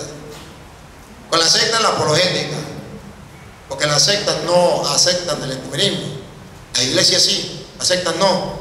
Tenemos que saber una cosa de la diferenciar una cosa de la otra. Pero debe haber la apologética. Y la apologética es, repítalo. Capaz de amonestar con suavidad. Apologética es amonestar. ¿Sabe qué es una amonestación? Que lo amonesten. Ajá. Que le digan a usted, esto no es así, mire, usted hizo esto y esto está mal. La amonestación. Una amonestación capaz de amonestar. Con suavidad. Ustedes han visto cómo trato a los evangélicos. Con suavidad, con amor, con ternura.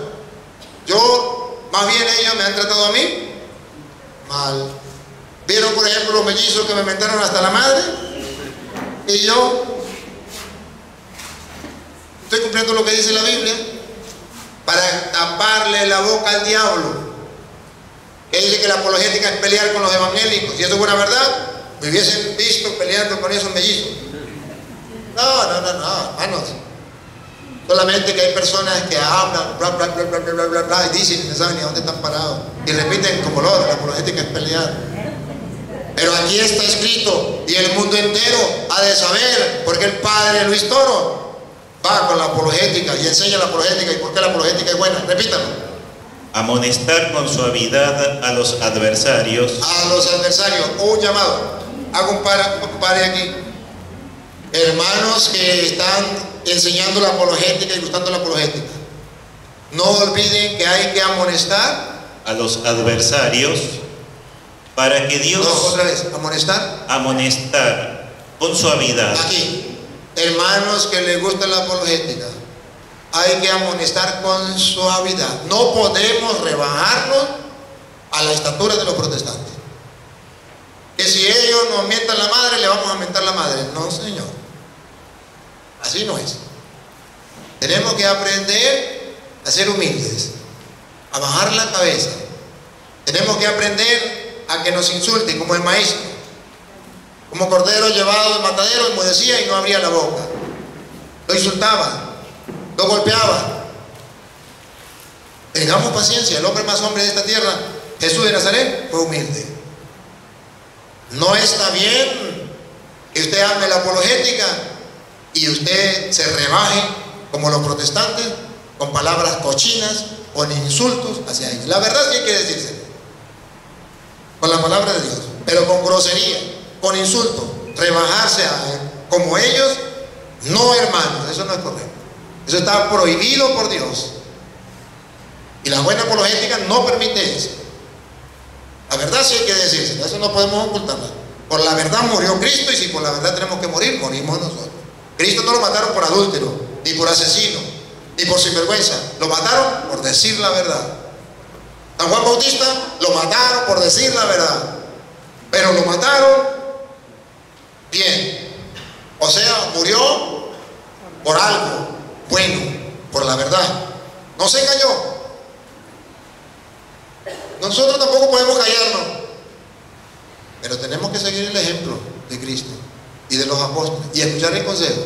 Otra vez, ¿cuál es el consejo? Amonestar con suavidad a los adversarios. Los que trabajan en la apologética sigan trabajando, pero deben amonestar.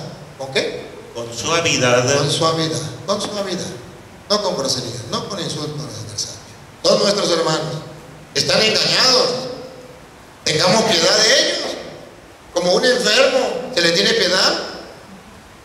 Ellos no tienen la culpa. Ellos no lo hacen por maldad. Ellos ni saben que están equivocados. Ellos piensan que lo están haciendo bien.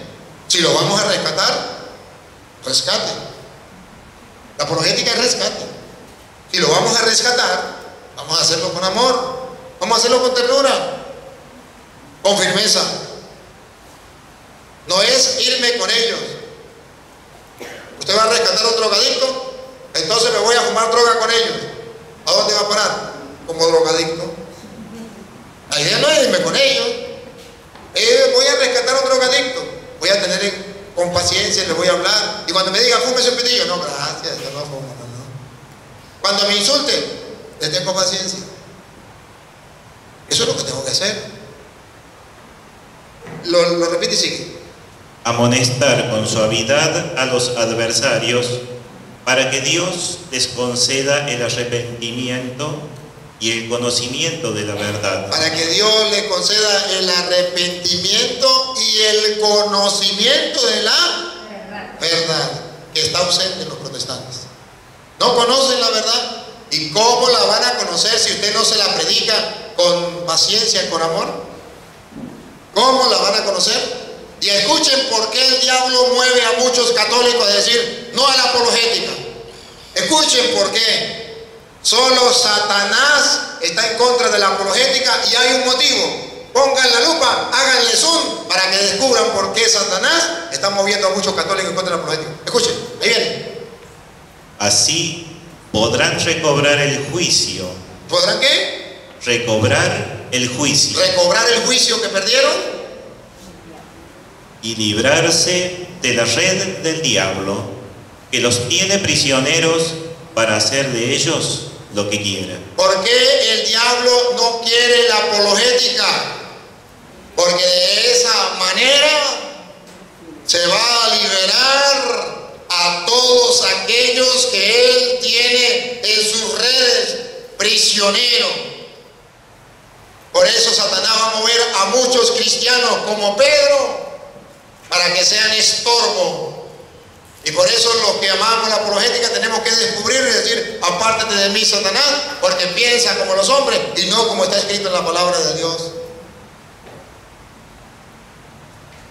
Solo Satanás no quiere la apologética, porque de esa manera se les va a quitar lo que tenían en la cabeza. Otra vez, repítalo. Así podrán recobrar el juicio. Satanás no quiere que recobren el juicio. Siga. Y librarse de la red del diablo.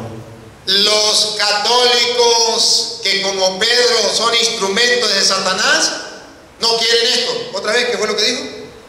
Así podrán recobrar el juicio y librarse de la red del diablo. Ese es el estorbo de los que no quieren la apologética. No quieren que la gente se libre de las redes del diablo, Que los tiene prisioneros para hacer de ellos lo que quieran. Así hay católicos que están de parte de Satanás para que la gente siga prisionera y el diablo haga con ellos lo que quiera. ¿Y cómo se atreven a llamarse cristianos?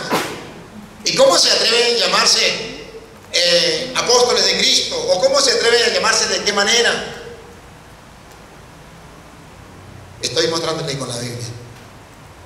Si eso lo hubiese escrito yo, tendrían razón de enfurecerse conmigo.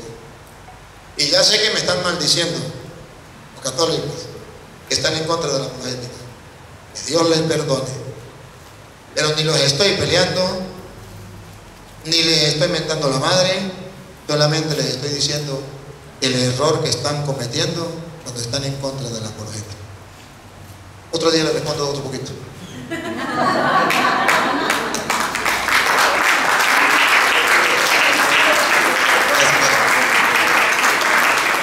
Bueno, mi segunda y última pregunta es aprovechar el viaje que nos venimos de tan lejos con mi hermano, me acompañó en este viaje, la moto, la que está allá, y quisiera preguntar, yo hace 3 años que estoy dentro de la renovación carismática, al cual le mando un saludo, y estoy gozando de la doctrina de la Iglesia Católica, y disfrutando del Espíritu Santo dentro del movimiento donde estamos, y también con mi esposa somos catequistas, y así que estamos al servicio de Dios. Mi pregunta es, nosotros tenemos un sagrario dentro de la capilla, en cual nuestro párroco nos ha permitido adorar a Jesús sacramentado, y hemos llevado esa doctrina, como lo enseña la Iglesia Católica, y hemos tenido muchos frutos, porque Jesús está presente, vivo, en su sangre, en su divinidad, ahí dentro de la Eucaristía. Cuando fuimos a adorar, siempre hay en mi pueblo protestantes que nos miran, que ya van en su idólatra a adorar una cajita, ¿sí? Al comienzo fuimos yo con mi esposa y yo, perdón, y después la gente se iba sumando gente con problemas, que no podía caminar, con dolor de columna, se iba sumando a la adoración, y esa gente cambió, se convirtió, porque creyó que Cristo estaba en la Eucaristía, como lo enseña la Santa Iglesia Católica. La pregunta es, y la enseñanza que quiero que nos deje usted, Padre, es que yo sé y defiendo mi fe que Jesús está en la Eucaristía, porque así los protestantes a veces nos calumnian, y quisiera que usted le haga una enseñanza para ellos y para los católicos también, de por qué nosotros adoramos la Eucaristía, porque ellos dicen que, bueno, mi pastor también ahí consagra el pan, pero bueno, tu pastor, pero ¿por qué para nosotros, y quién tiene la autoridad de consagrar la Eucaristía, y por qué la adoramos como católicos? Esa es mi pregunta, Padre, muchísimas gracias. Esa pregunta se la voy a responder en la misa, porque esa es la palabra de Dios del día de hoy, y la vamos a responder en la misa, de modo que esté atento, porque en la homilía yo le voy a responder su pregunta. Ya Dios me había puesto en el corazón de responderle antes que usted me preguntara. Eso está ya en la homilía de la misa.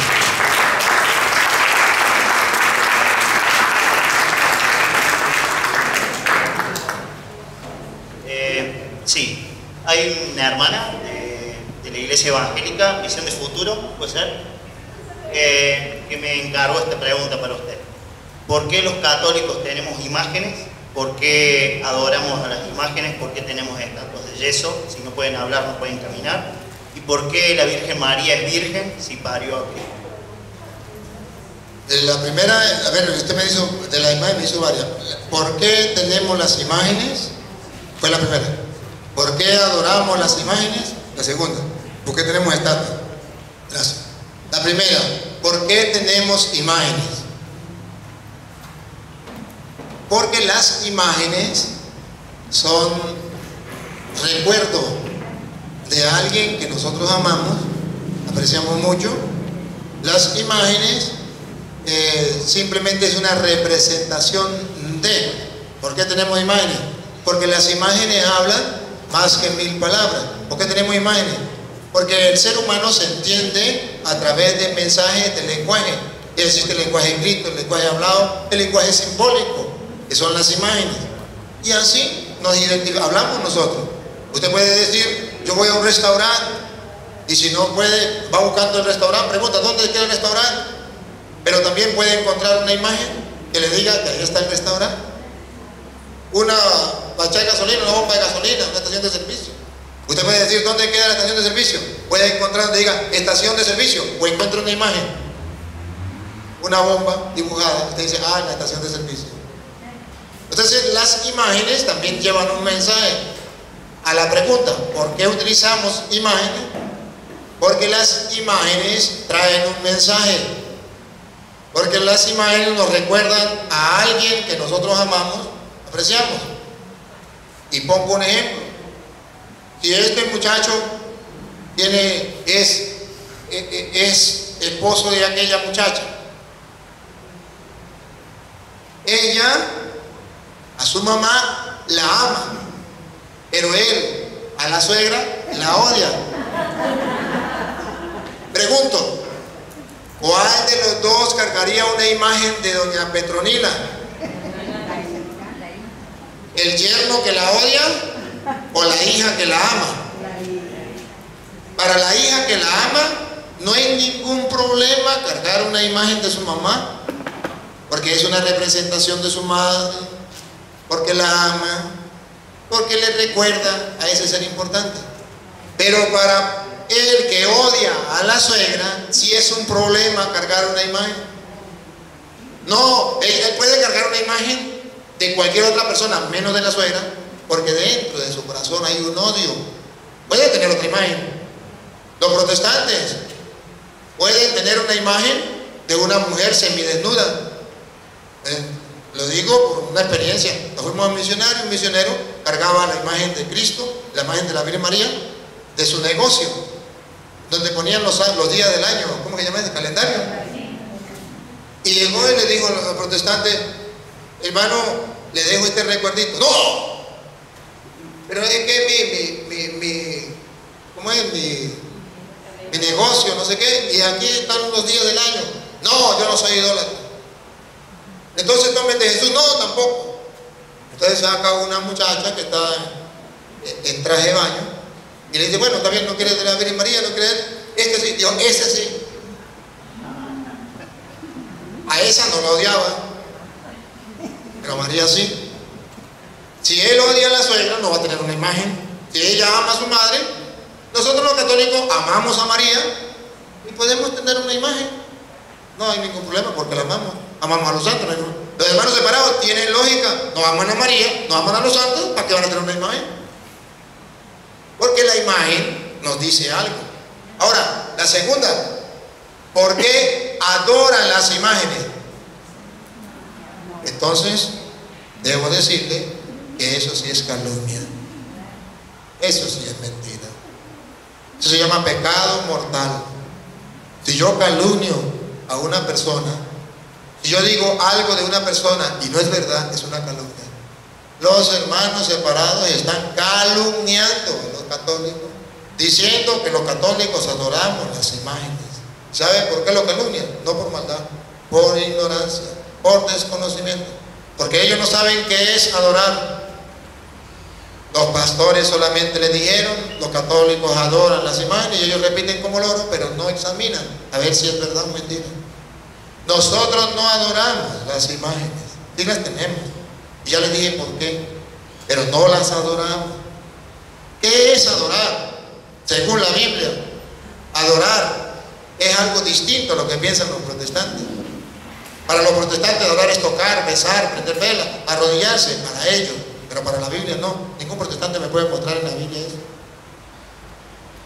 Pero según la Biblia, adorar es creer que una persona, un animal o una cosa es Dios. Eso es adorar.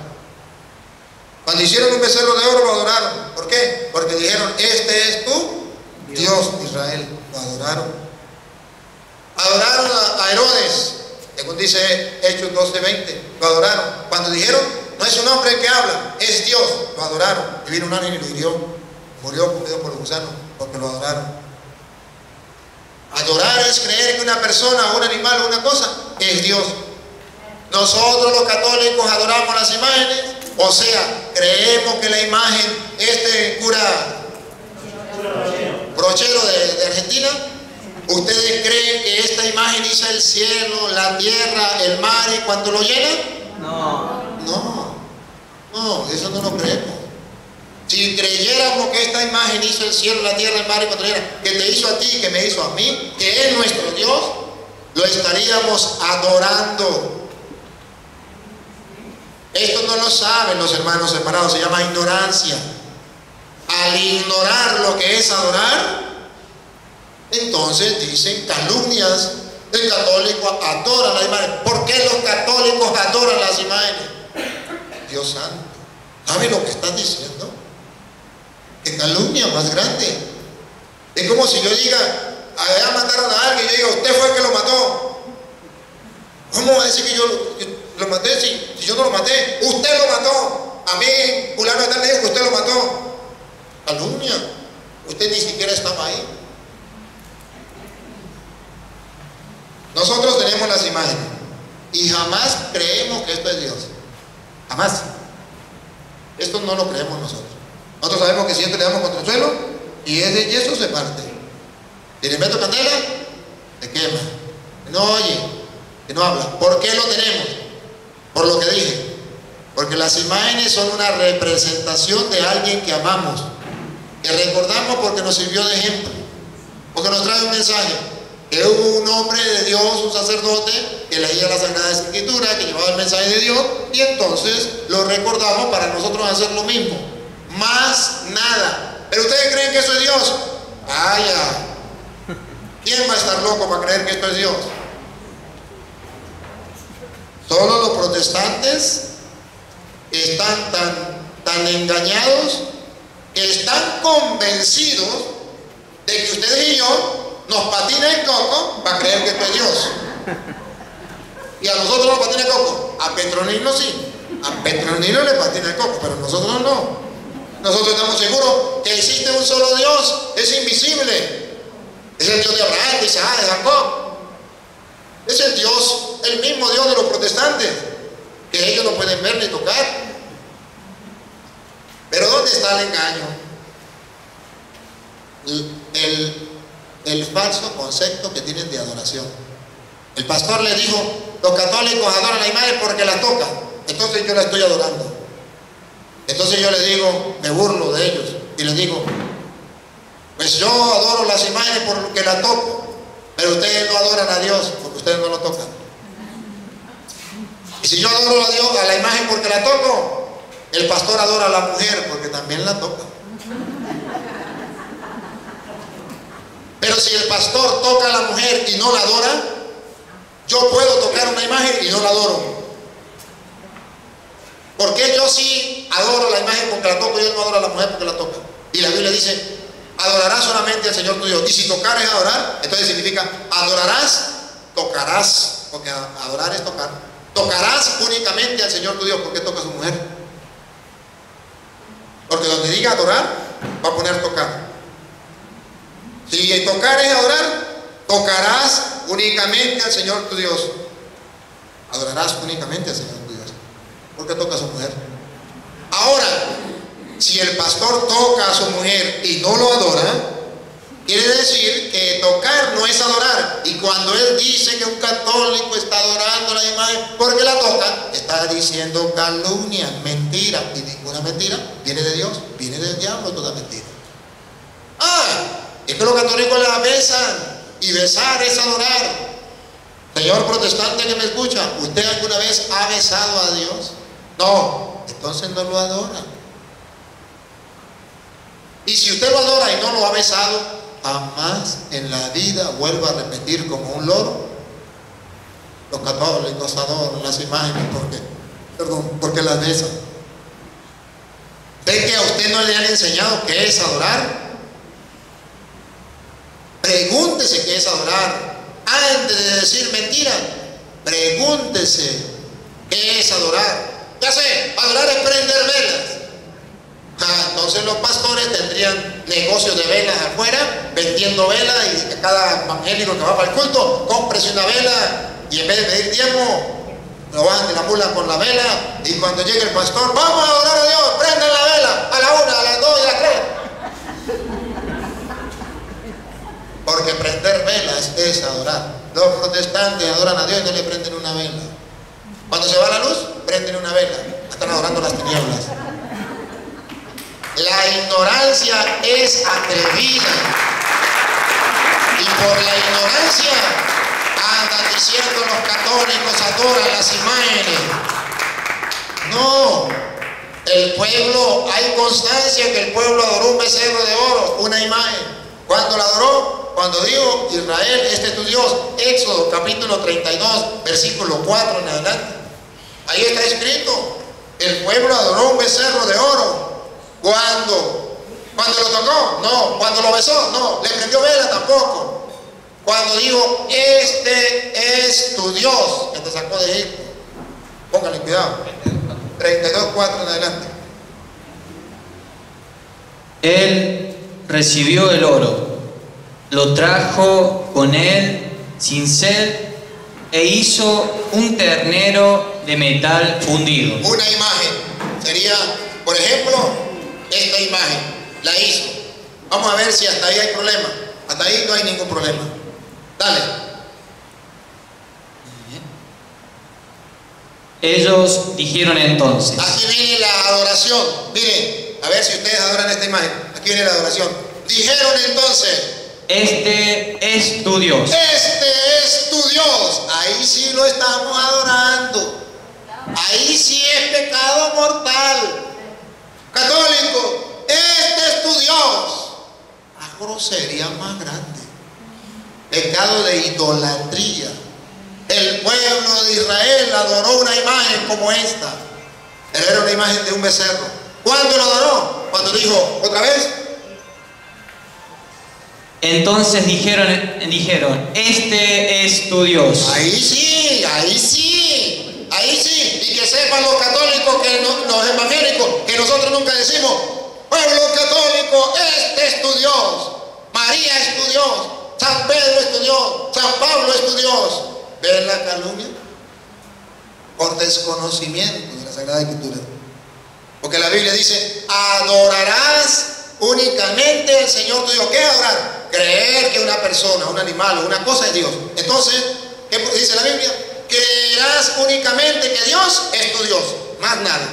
O lo que dice Éxodo 23, no tendrás otro Dios fuera de mí, porque yo soy un Dios celoso. Y si tengo otro Dios, estoy adorando. No tendrás otro Dios. ¿Qué es adorar? Creer que un animal, una cosa, una persona es Dios. Esto no lo saben los hermanos. Pero ¿cómo lo van a saber si los católicos dicen hay que ser ecuménico, no hay que decirles nada, que siguen en el error? Eso es lo mismo, al fin y al cabo eso es lo mismo. Pero ¿por qué tienen estatuas que tienen ojos para ver y no ven? Oídos no oyen, nariz no. El Salmo 115:5 dice que no podemos tener esas estatuas. Escúchenlo, Salmo 115:5. ¿Y por qué la tienen? Entonces ustedes van a ver el otro engaño que le meten a los hermanos separados. Tienen boca, pero no hablan. Y ni muerden tampoco. Tienen ojos, pero no ven. Diga. Tienen orejas, pero no Aquí oyen. está el retrato de las imágenes de los católicos. ¿Ven que la Biblia prohíbe eso? No. Vamos a escudriñar las escrituras. Vamos a ponerle la lupa. ¿El Salmo se escribió antes o después de Cristo? Antes. ¿Ya existía la Virgen María? ¿Ya existían los santos que nosotros tenemos? ¿Ya existía la Iglesia Católica? Ustedes no está hablando de los santos de la Iglesia Católica ni de la Virgen María. De nosotros no está hablando. ¿De quién está hablando? Vamos a enterarnos. Vamos a enterarnos, porque para los protestantes está hablando de las imágenes de los católicos, de la Virgen María, de los santos. Ni siquiera ellos existían, ni siquiera existía la Iglesia Católica. Primera mentira. Y si no existía, entonces, ¿cuáles son las imágenes que está prohibiendo? Vamos a la Biblia un poquito más atrás, leámoslo desde el 1 en adelante, a ver de qué está hablando. No nos glorifiques a nosotros, Señor. Glorifica solamente a tu nombre, por tu amor y tu fidelidad. Porque, ¿por qué han de decir las naciones, ¿dónde está tu Dios? El pueblo de Israel tiene un solo Dios que es invisible. Las otras naciones que se llaman los paganos tienen muchos dioses. Entonces se enfrentan. Las naciones paganas se burlan de los judíos. ¿Dónde está tu Dios? No lo veo. Muéstramelo. Y el pueblo de Israel, ¿qué responde? Nuestro Dios está en el cielo y lo que quiere lo hace, es invisible. Ahora le toca al pueblo de Israel. Nuestro Dios está en el cielo y todo lo que quiere lo hace. Y es el todopoderoso. Pero el Dios de ustedes, ojos tiene para ver y no ve. Oído tiene y no oye. Pie y no camina. Mano no agarra. ¿Qué clase de Dios es ese? Pobre de los que ponen su confianza en Él.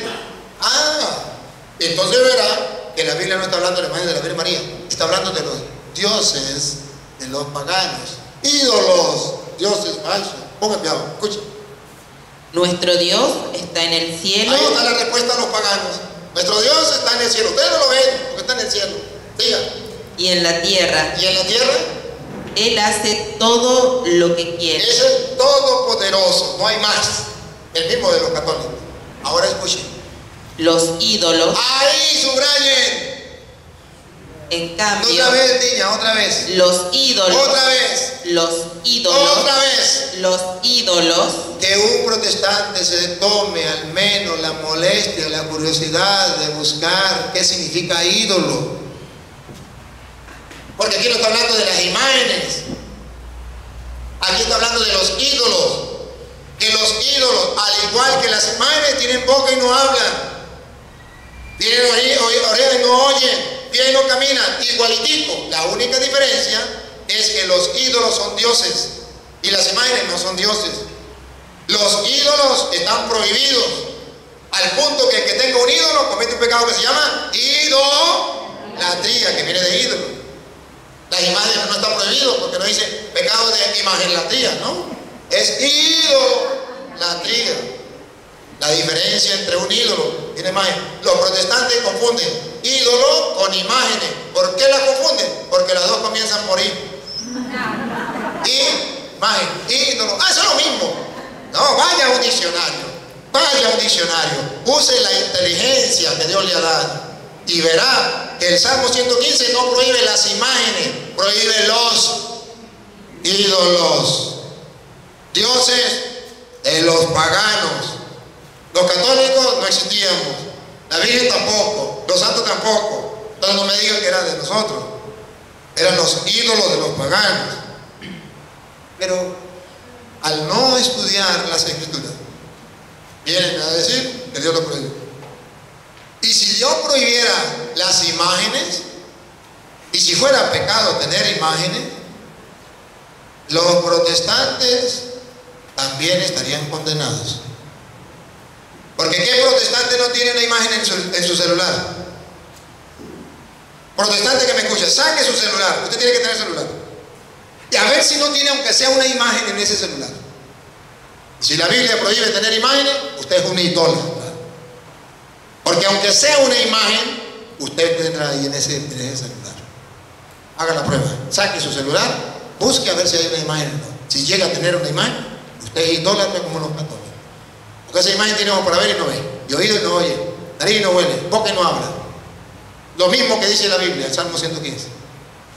Pero si usted ve que usted tiene imágenes, igual que los católicos, y no cree que es Dios, no hay ningún problema.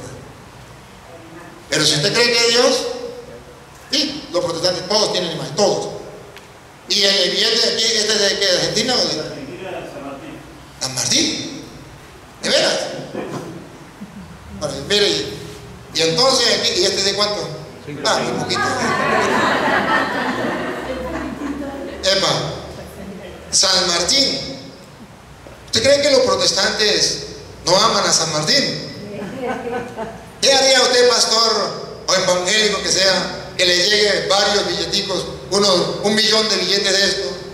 ¿Lo votaría? Idólatra. Está una imagen de San Martín, bótela. Y además, ojo tiene y no ve, oído no oye, boca no habla, ni un susurro sale de su garganta. Que sean iguales los protestantes que lo tienen guardado en el bolsillo bien dobladito. Dejen de ser idólatras, que nos pasa para acá. Aprovechen que yo soy idólatra y que estoy en Argentina y me llevo todos esos billetes, todas esas imágenes idólatras, me las llevo para Venezuela y ayudamos a los pobres.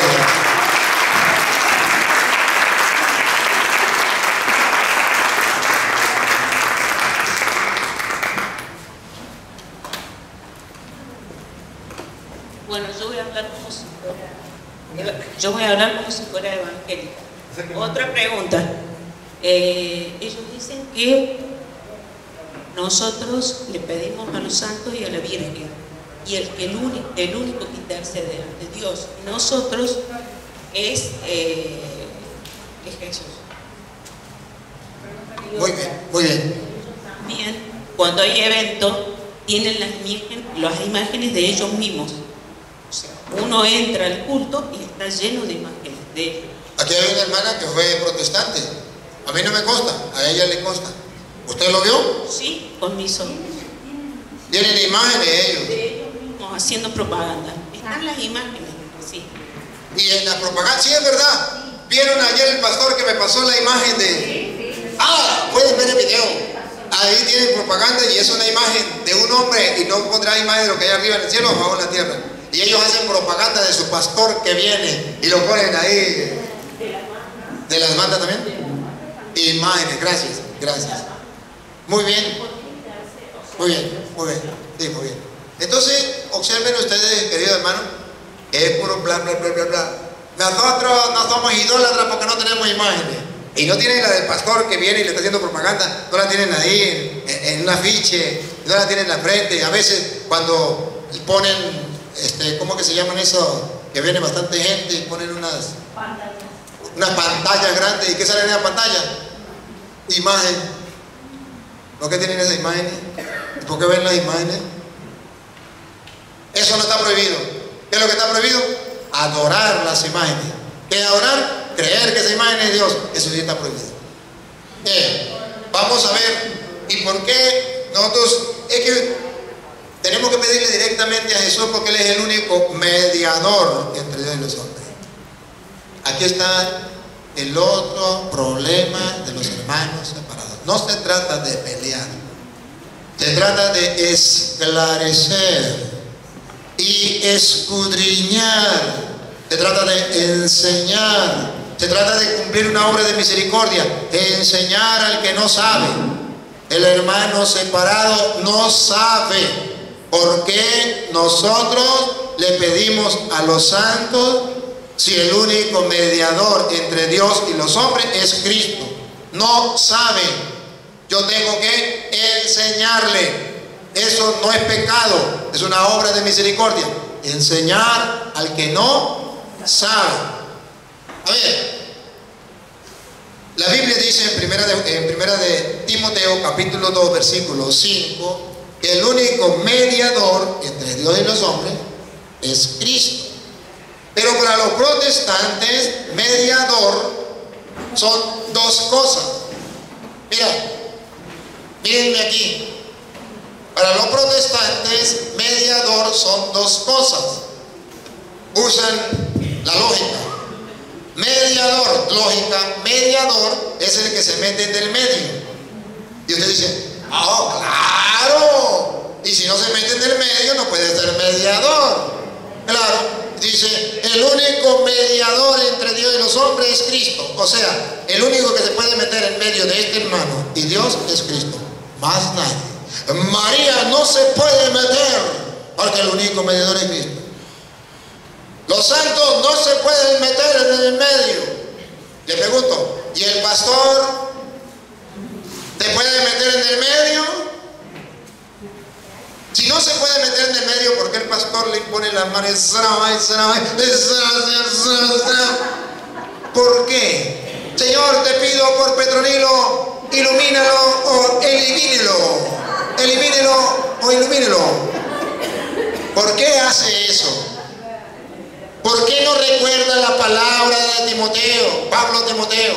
El único que se puede meter en el medio, o sea, el único que puede pedir, el único que puede rogar por una persona es Cristo. Señores pastores, no le quiten del puesto a Cristo. Pero si usted me dice que usted puede rogar por una persona, entonces quiere decir que los santos también lo pueden hacer, que la Virgen María también lo puede hacer. Si ellos no lo pueden hacer, que está más cerca de Dios que usted, ¿por qué usted sí lo puede hacer? Haga una cosa, lo que dice con lo que hace. No separe lo que dice con lo que hace. Usted dice una cosa y hace otra. Usted dice no puede rogar por una persona, solo Cristo, y usted ruega por la persona, pero eso sí, tiene que depositarle en el banco el diezmo y la ofrenda, porque si no, no le sirve esa oración, no se va a sanar. Yo mismo he visto programas donde dice: ponga la mano en el televisor o en la computadora, que voy a orar por usted, pero primero deposite a tal cuenta para que sea efectiva la oración. Yo lo he visto. Se les olvidó que el único mediador es Cristo. Protestantes, si el único mediador es Cristo entre Dios y los hombres, o sea, el único que puede rogar es Cristo, nunca vuelvan a un protestante, a un pastor que le imponga las manos, que le sane de una enfermedad, que oren por su familia, que no, porque están pecando. Sea directamente con Dios. La primera entonces es la ignorancia, que no saben qué significa mediador en la Biblia. Segundo, que no saben que rogar no le quita el puesto a Cristo y que está permitido en la Biblia. Que la mediación está dividida en dos partes. Le pongo un ejemplo. Dios libre, viene la guerrilla y la secuestra a ella. Él es el esposo. La guerrilla le dice: me tiene que dar $10,000. Él no los tiene. Él no los tiene. Una persona amiga de él le dice: yo soy amigo de un guerrillero, voy a rogar por su esposa a ver si la libra. Voy a rogar por ella. Y va y ruega por ella. Está mediando. Está mediando, está rogando. Eso es una clase de mediación. Puede hacerlo, va y ruega. Puede que le digan que sí, o puede que le digan que no. Lo más seguro que le van a decir que no. Pero viene otro amigo y le dice: ¿cuánto es que le cuesta? ¿Cuánto es que le cobran? $10,000. No se preocupe, yo se los pago. Ay, dice la guerrilla: suelten a esa mujer, yo pago los $10,000. Está mediando. Está pagando el precio del rescate. Eso es Cristo. ¿Quiénes son los santos? Los que ruegan pero no pagan el precio del rescate. ¿Quién es Cristo? El que paga el precio del rescate. ¿Quién lo dice? Pablo. Escúchenlo. Primera de Timoteo capítulo 2 versículo 5. Mediador. ¿Por qué? Porque pagó el precio del rescate. No como dicen los protestantes: mediador es el que ruegue. No, eso no lo dice la Biblia. La Biblia dice: mediador es Cristo porque pagó el precio del rescate. No es mediador porque ruega. Nosotros podemos rogar y no le quitamos el puesto a Cristo. Cristo es el único mediador porque pagó el precio del rescate. Óiganlo. Hay un solo Dios y un solo mediador entre Dios y los hombres, Jesucristo, hombre también, que se entregó a sí mismo para rescatar a todos. Ahí está el rescate. Pagó el precio. Otra vez, que se entregó. Que se entregó a sí mismo para rescatar a todos. Pagó el precio. Entregó su vida como rescate. Pagó el precio. Ahí no dice que ruega. Pagó el precio como rescate. Pero la misma Biblia donde dice que una es la mediación de Cristo, el que pagó el rescate, dice que hay otra mediación que se puede hacer. El único mediador es Cristo, que pagó el rescate. La Virgen María no pagó el rescate. San Pedro no pagó el rescate. San Pablo no pagó el rescate. Pero ellos pueden rogar, sí. ¿Dónde lo dice la Biblia? Pues antiguo. Vamos a retroceder 3 versículos más, 4 versículos más. Versículo 1, 2 y 3. Para que vea que una cosa muy distinta al pagar el rescate es orar, es suplicar, es rogar. Que yo puedo rogar, que el pastor puede rogar, no le está quitando el puesto a Cristo. Que la Virgen María puede rogar, que los santos pueden rogar. Miren ustedes, para que vean la mentira de los protestantes. Nosotros no decimos que María pagó el rescate o que los santos pagaron el rescate. ¿Saben qué decimos? Escuchen. Santa María, Madre de Dios, ruega. Ruega como el pastor. Ruega por la familia, ruega por el enfermo. Eso lo hace María. La letanía. San Bello, ruega por nosotros. San Pablo, ruega por nosotros. La letanía es claro. Ningún católico dice que ellos pagó el precio. Pero las mentiras de los hermanos separados, por ignorancia, por falta de conocimiento, porque nadie se lo ha explicado, hacen creerle a la gente que nosotros le quitamos el puesto a Cristo para poner a María, para que ruegue. No, el único mediador es Cristo, nadie le va a quitar el puesto porque Él pagó el rescate. Pero sí podemos rogar. Oigan, que sí podemos rogar. Escuchen. Ante todo te recomiendo. Si recomienda es porque se puede hacer, porque es bueno. Y entonces no hay pecado en eso. Se recomienda. Se recomienda que se hagan peticiones. Eso se puede hacer, eso no es pecado. María puede pedir por nosotros. Los santos pueden pedir por nosotros.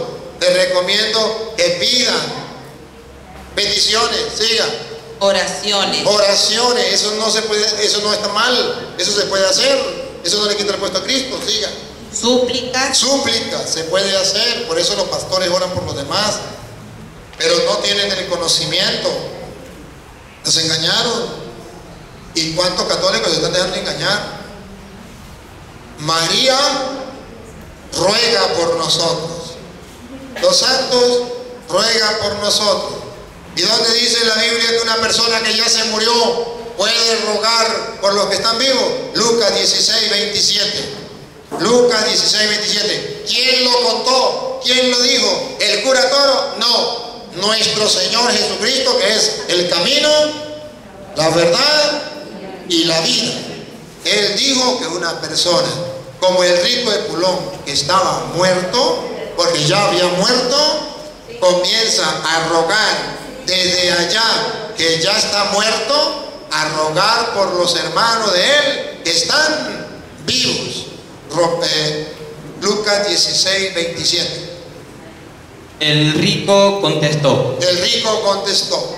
Te ruego entonces. Te ruego, aquí está la súplica. Te ruego entonces, Padre, que envíes a Lázaro a la casa de mi padre, porque tengo 5 hermanos. 5 hermanos, está rogando por los que están vivos en la tierra.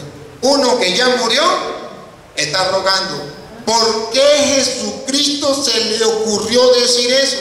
Porque Jesucristo no era protestante, era católico. Él nos enseñó que los muertos sí podían rogar por los que quedaban vivos. Si Jesucristo hubiese sido protestante, no mete eso ahí. Porque Jesús metió esa parábola para darnos una enseñanza teológica, una enseñanza doctrinal a nosotros. Él vino a decirnos lo que estaba allá, nosotros no lo sabíamos. Él lo dijo. Y si Él dice que desde allá se puede rogar por los que están aquí, yo le creo. Y si el pastor dice que no, yo no le creo. Porque el que le cree al pastor es un creyón, y el que le cree a Cristo es un creyente. Y nosotros tenemos que diferenciar entre ser creyones y creyentes. Ya basta de gente creyones que le cree a Petronilo, que le cree a Pánfilo, pero no le cree a Cristo. Para la muestra un botón, aquí está, y está en la Biblia. Léame la Reina Valera, por favor. La Reina Valera, ven, aquí, ven. Para que los protestantes vean. Lo vamos a leer de la Biblia Reina Valera. Aunque le quitaron sabiduría. Le quitaron sabiduría. Y ya los pastores se han dado cuenta que le quitaron sabiduría. ¿No se dieron cuenta que los dos últimos pastores, antes de ayer, me dijeron que iban a leer de la Biblia católica? Vean el video para que vean que me dice, no, me lee de la Biblia católica. ¿Saben por qué? Porque descubrieron que a esta Biblia le quitaron sabiduría. Aunque le quitaron sabiduría, vamos a leerlo de Lucas 16, 27, que dice las Sagradas Escrituras. Aunque le quitaron sabiduría, no importa. Pero ya hay pastores que están agarrando juicio y dicen, pero ¿por qué le quitamos sabiduría? Y la introducción, antes de que lo busque, si algún evangélico quiere saber que el libro de sabiduría es inspirado por Dios y que no lo debieron quitar los protestantes, los reto para que lean sabiduría de la Biblia católica, porque la suya no la va a tener. Sabiduría 2:12 en adelante, donde habla la pasión de Cristo antes de que naciera Cristo. Años antes de llegar Cristo ya estaba reflejada, escrita, plasmada en futuro la pasión de nuestro Señor Jesucristo, lo que Él iba a padecer. Porque es la sabiduría de Dios que lo sabe todo y ya lo plasmó. Y que los judíos tuvieron que quitar ese libro de la sabiduría, porque ahí estaba escrito que al Mesías le iban a hacer eso y que lo iban a matar los judíos. Y a ellos no les gustó eso, porque iban a quedar en ridículo delante de la gente. Entonces, ¿qué dijeron? Quitemos ese libro, porque ese libro habla de un tal Mesías y nosotros no creemos que Cristo es el Mesías. Y de paso dice que nosotros le vamos a quitar la vida. No, nos raya a nosotros. Y por eso los judíos le quitaron el libro de la sabiduría. Los protestantes, como protestan igual que los judíos contra Cristo, vienen y le quitan. Pero reto a cualquier protestante que busque la verdad, que agarre el libro de la sabiduría, capítulo 2, versículo 12, y encontrará que ahí está la pasión de Cristo antes de que sucediera. ¿Cómo se explica? Si no era de Dios, ¿cómo se explica que estuviera allí expresado lo que le iba a pasar al Mesías?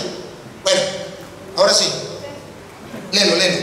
Entonces les dijo: te ruego, pues, Padre, que les envíes a la casa de mi padre, porque tengo 5 hermanos, para que les testifique, a fin de que no vengan a ellos también a este lugar de tormento. Y escuche lo que viene. Y Abraham le dijo a Moisés y a los profetas, tienen... No. Déjame bien. Y Abraham le dijo. Y Abraham le dijo a Moisés y a los profetas, tienen y óiganlos. Que los oigan. Que los oigan. Tienen los profetas, tienen los curas. Alguien en el cura Toro que le oigan. Diga. Él entonces dijo, no, padre Abraham. No, padre Abraham, siga. Pero si alguno fuere a ellos de entre los muertos, si algún muerto fuera allá a la tierra y les predicara a los evangélicos, ahí sí creerían. ¿Y qué dice? Se arrepentirán. ¿Y qué dijo Abraham? Mas Abraham le dijo, si no oyen a Moisés y a los profetas, si no oyen a los enviados de Cristo, tampoco se persuadirán, aunque alguno se levantare de los muertos. Aunque un protestante viene a un muerto que se levante y le diga, esto es así porque lo dijo Cristo, ¿qué va a decir el protestante? Resucitó por obra de Satanás y no le voy a creer. ¿Sí? Porque no hay peor sordo que el que no quiera oír, y no hay peor ciego que el que no quiera ver. Aquí está escrito, capítulo y versículo. ¿Y por qué los protestantes no lo ven? ¿Y por qué siguen diciendo, María ya se murió, los santos ya murieron, no pueden rogar? ¿Por qué? Muéstreme dónde dice que no pueden rogar. Es que el pastor me dijo, y lo que el pastor diga, esa es palabra de Jehová. A Petronilo le patina el coco, le patina el coco, le patina el coco. Eso no es verdad. Lo que es palabra de Dios es lo que está escrito. Y si está escrito, ¿por qué no lo cree? ¿Y sabe por qué no lo cree? Porque está escrito en 2 de Corintios capítulo 4 versículo 3. ¿Por qué no lo cree? Ustedes lo van a ver. Porque ustedes dicen, padre, pero ¿por qué usted les explica a los protestantes con tanta claridad la palabra de Dios? ¿Y por qué no lo creen? ¿Por qué no lo entienden? Óiganlo, hoy tienen que saberlo. ¿Por qué? De la Reina Valera, para que no digan que es de la Biblia católica. Segunda de Corintios, capítulo 4, versículo 3. ¿Por qué si ahí está escrito que los muertos pueden rogar por los que están vivos? ¿Por qué ellos dicen que no? Oigan.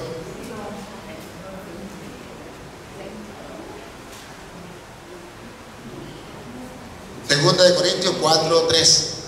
Pero si nuestro evangelio está aún encubierto, si nuestro evangelio todavía está encubierto, entre los que se pierden está encubierto. Está encubierto para los que se pierden. Sigan. En los cuales el Dios de este siglo, cegó el entendimiento. Le cegó el entendimiento. Por eso ustedes ven que a los protestantes les cuesta creer, a pesar de que el Padre Toro se lo muestre con la Biblia, capítulos y versículos. Diga otra vez, el Dios de este mundo, el Dios de este siglo, cegó el entendimiento. Le cegó el entendimiento, véanlo, le cegó el entendimiento de los incrédulos. De los incrédulos. Para que no les resplandezca la luz del Evangelio. Para que no crean en la luz del Evangelio. Para que no resplandezca la luz del Evangelio. Para que no puedan creer en el Evangelio que yo le doy con capítulo y versículo. A ver, ¿qué hora es, por favor? Ajá. Vamos a dar un corte para prepararnos para la Santa Misa, porque la otra reflexión la voy a dar en la misa, que sería la otra respuesta al que preguntó, al muchacho que preguntó. Vamos a comerciales. Le decimos entonces a los hermanos que nos siguen a través de las redes sociales que ¿entre cuánto tiempo?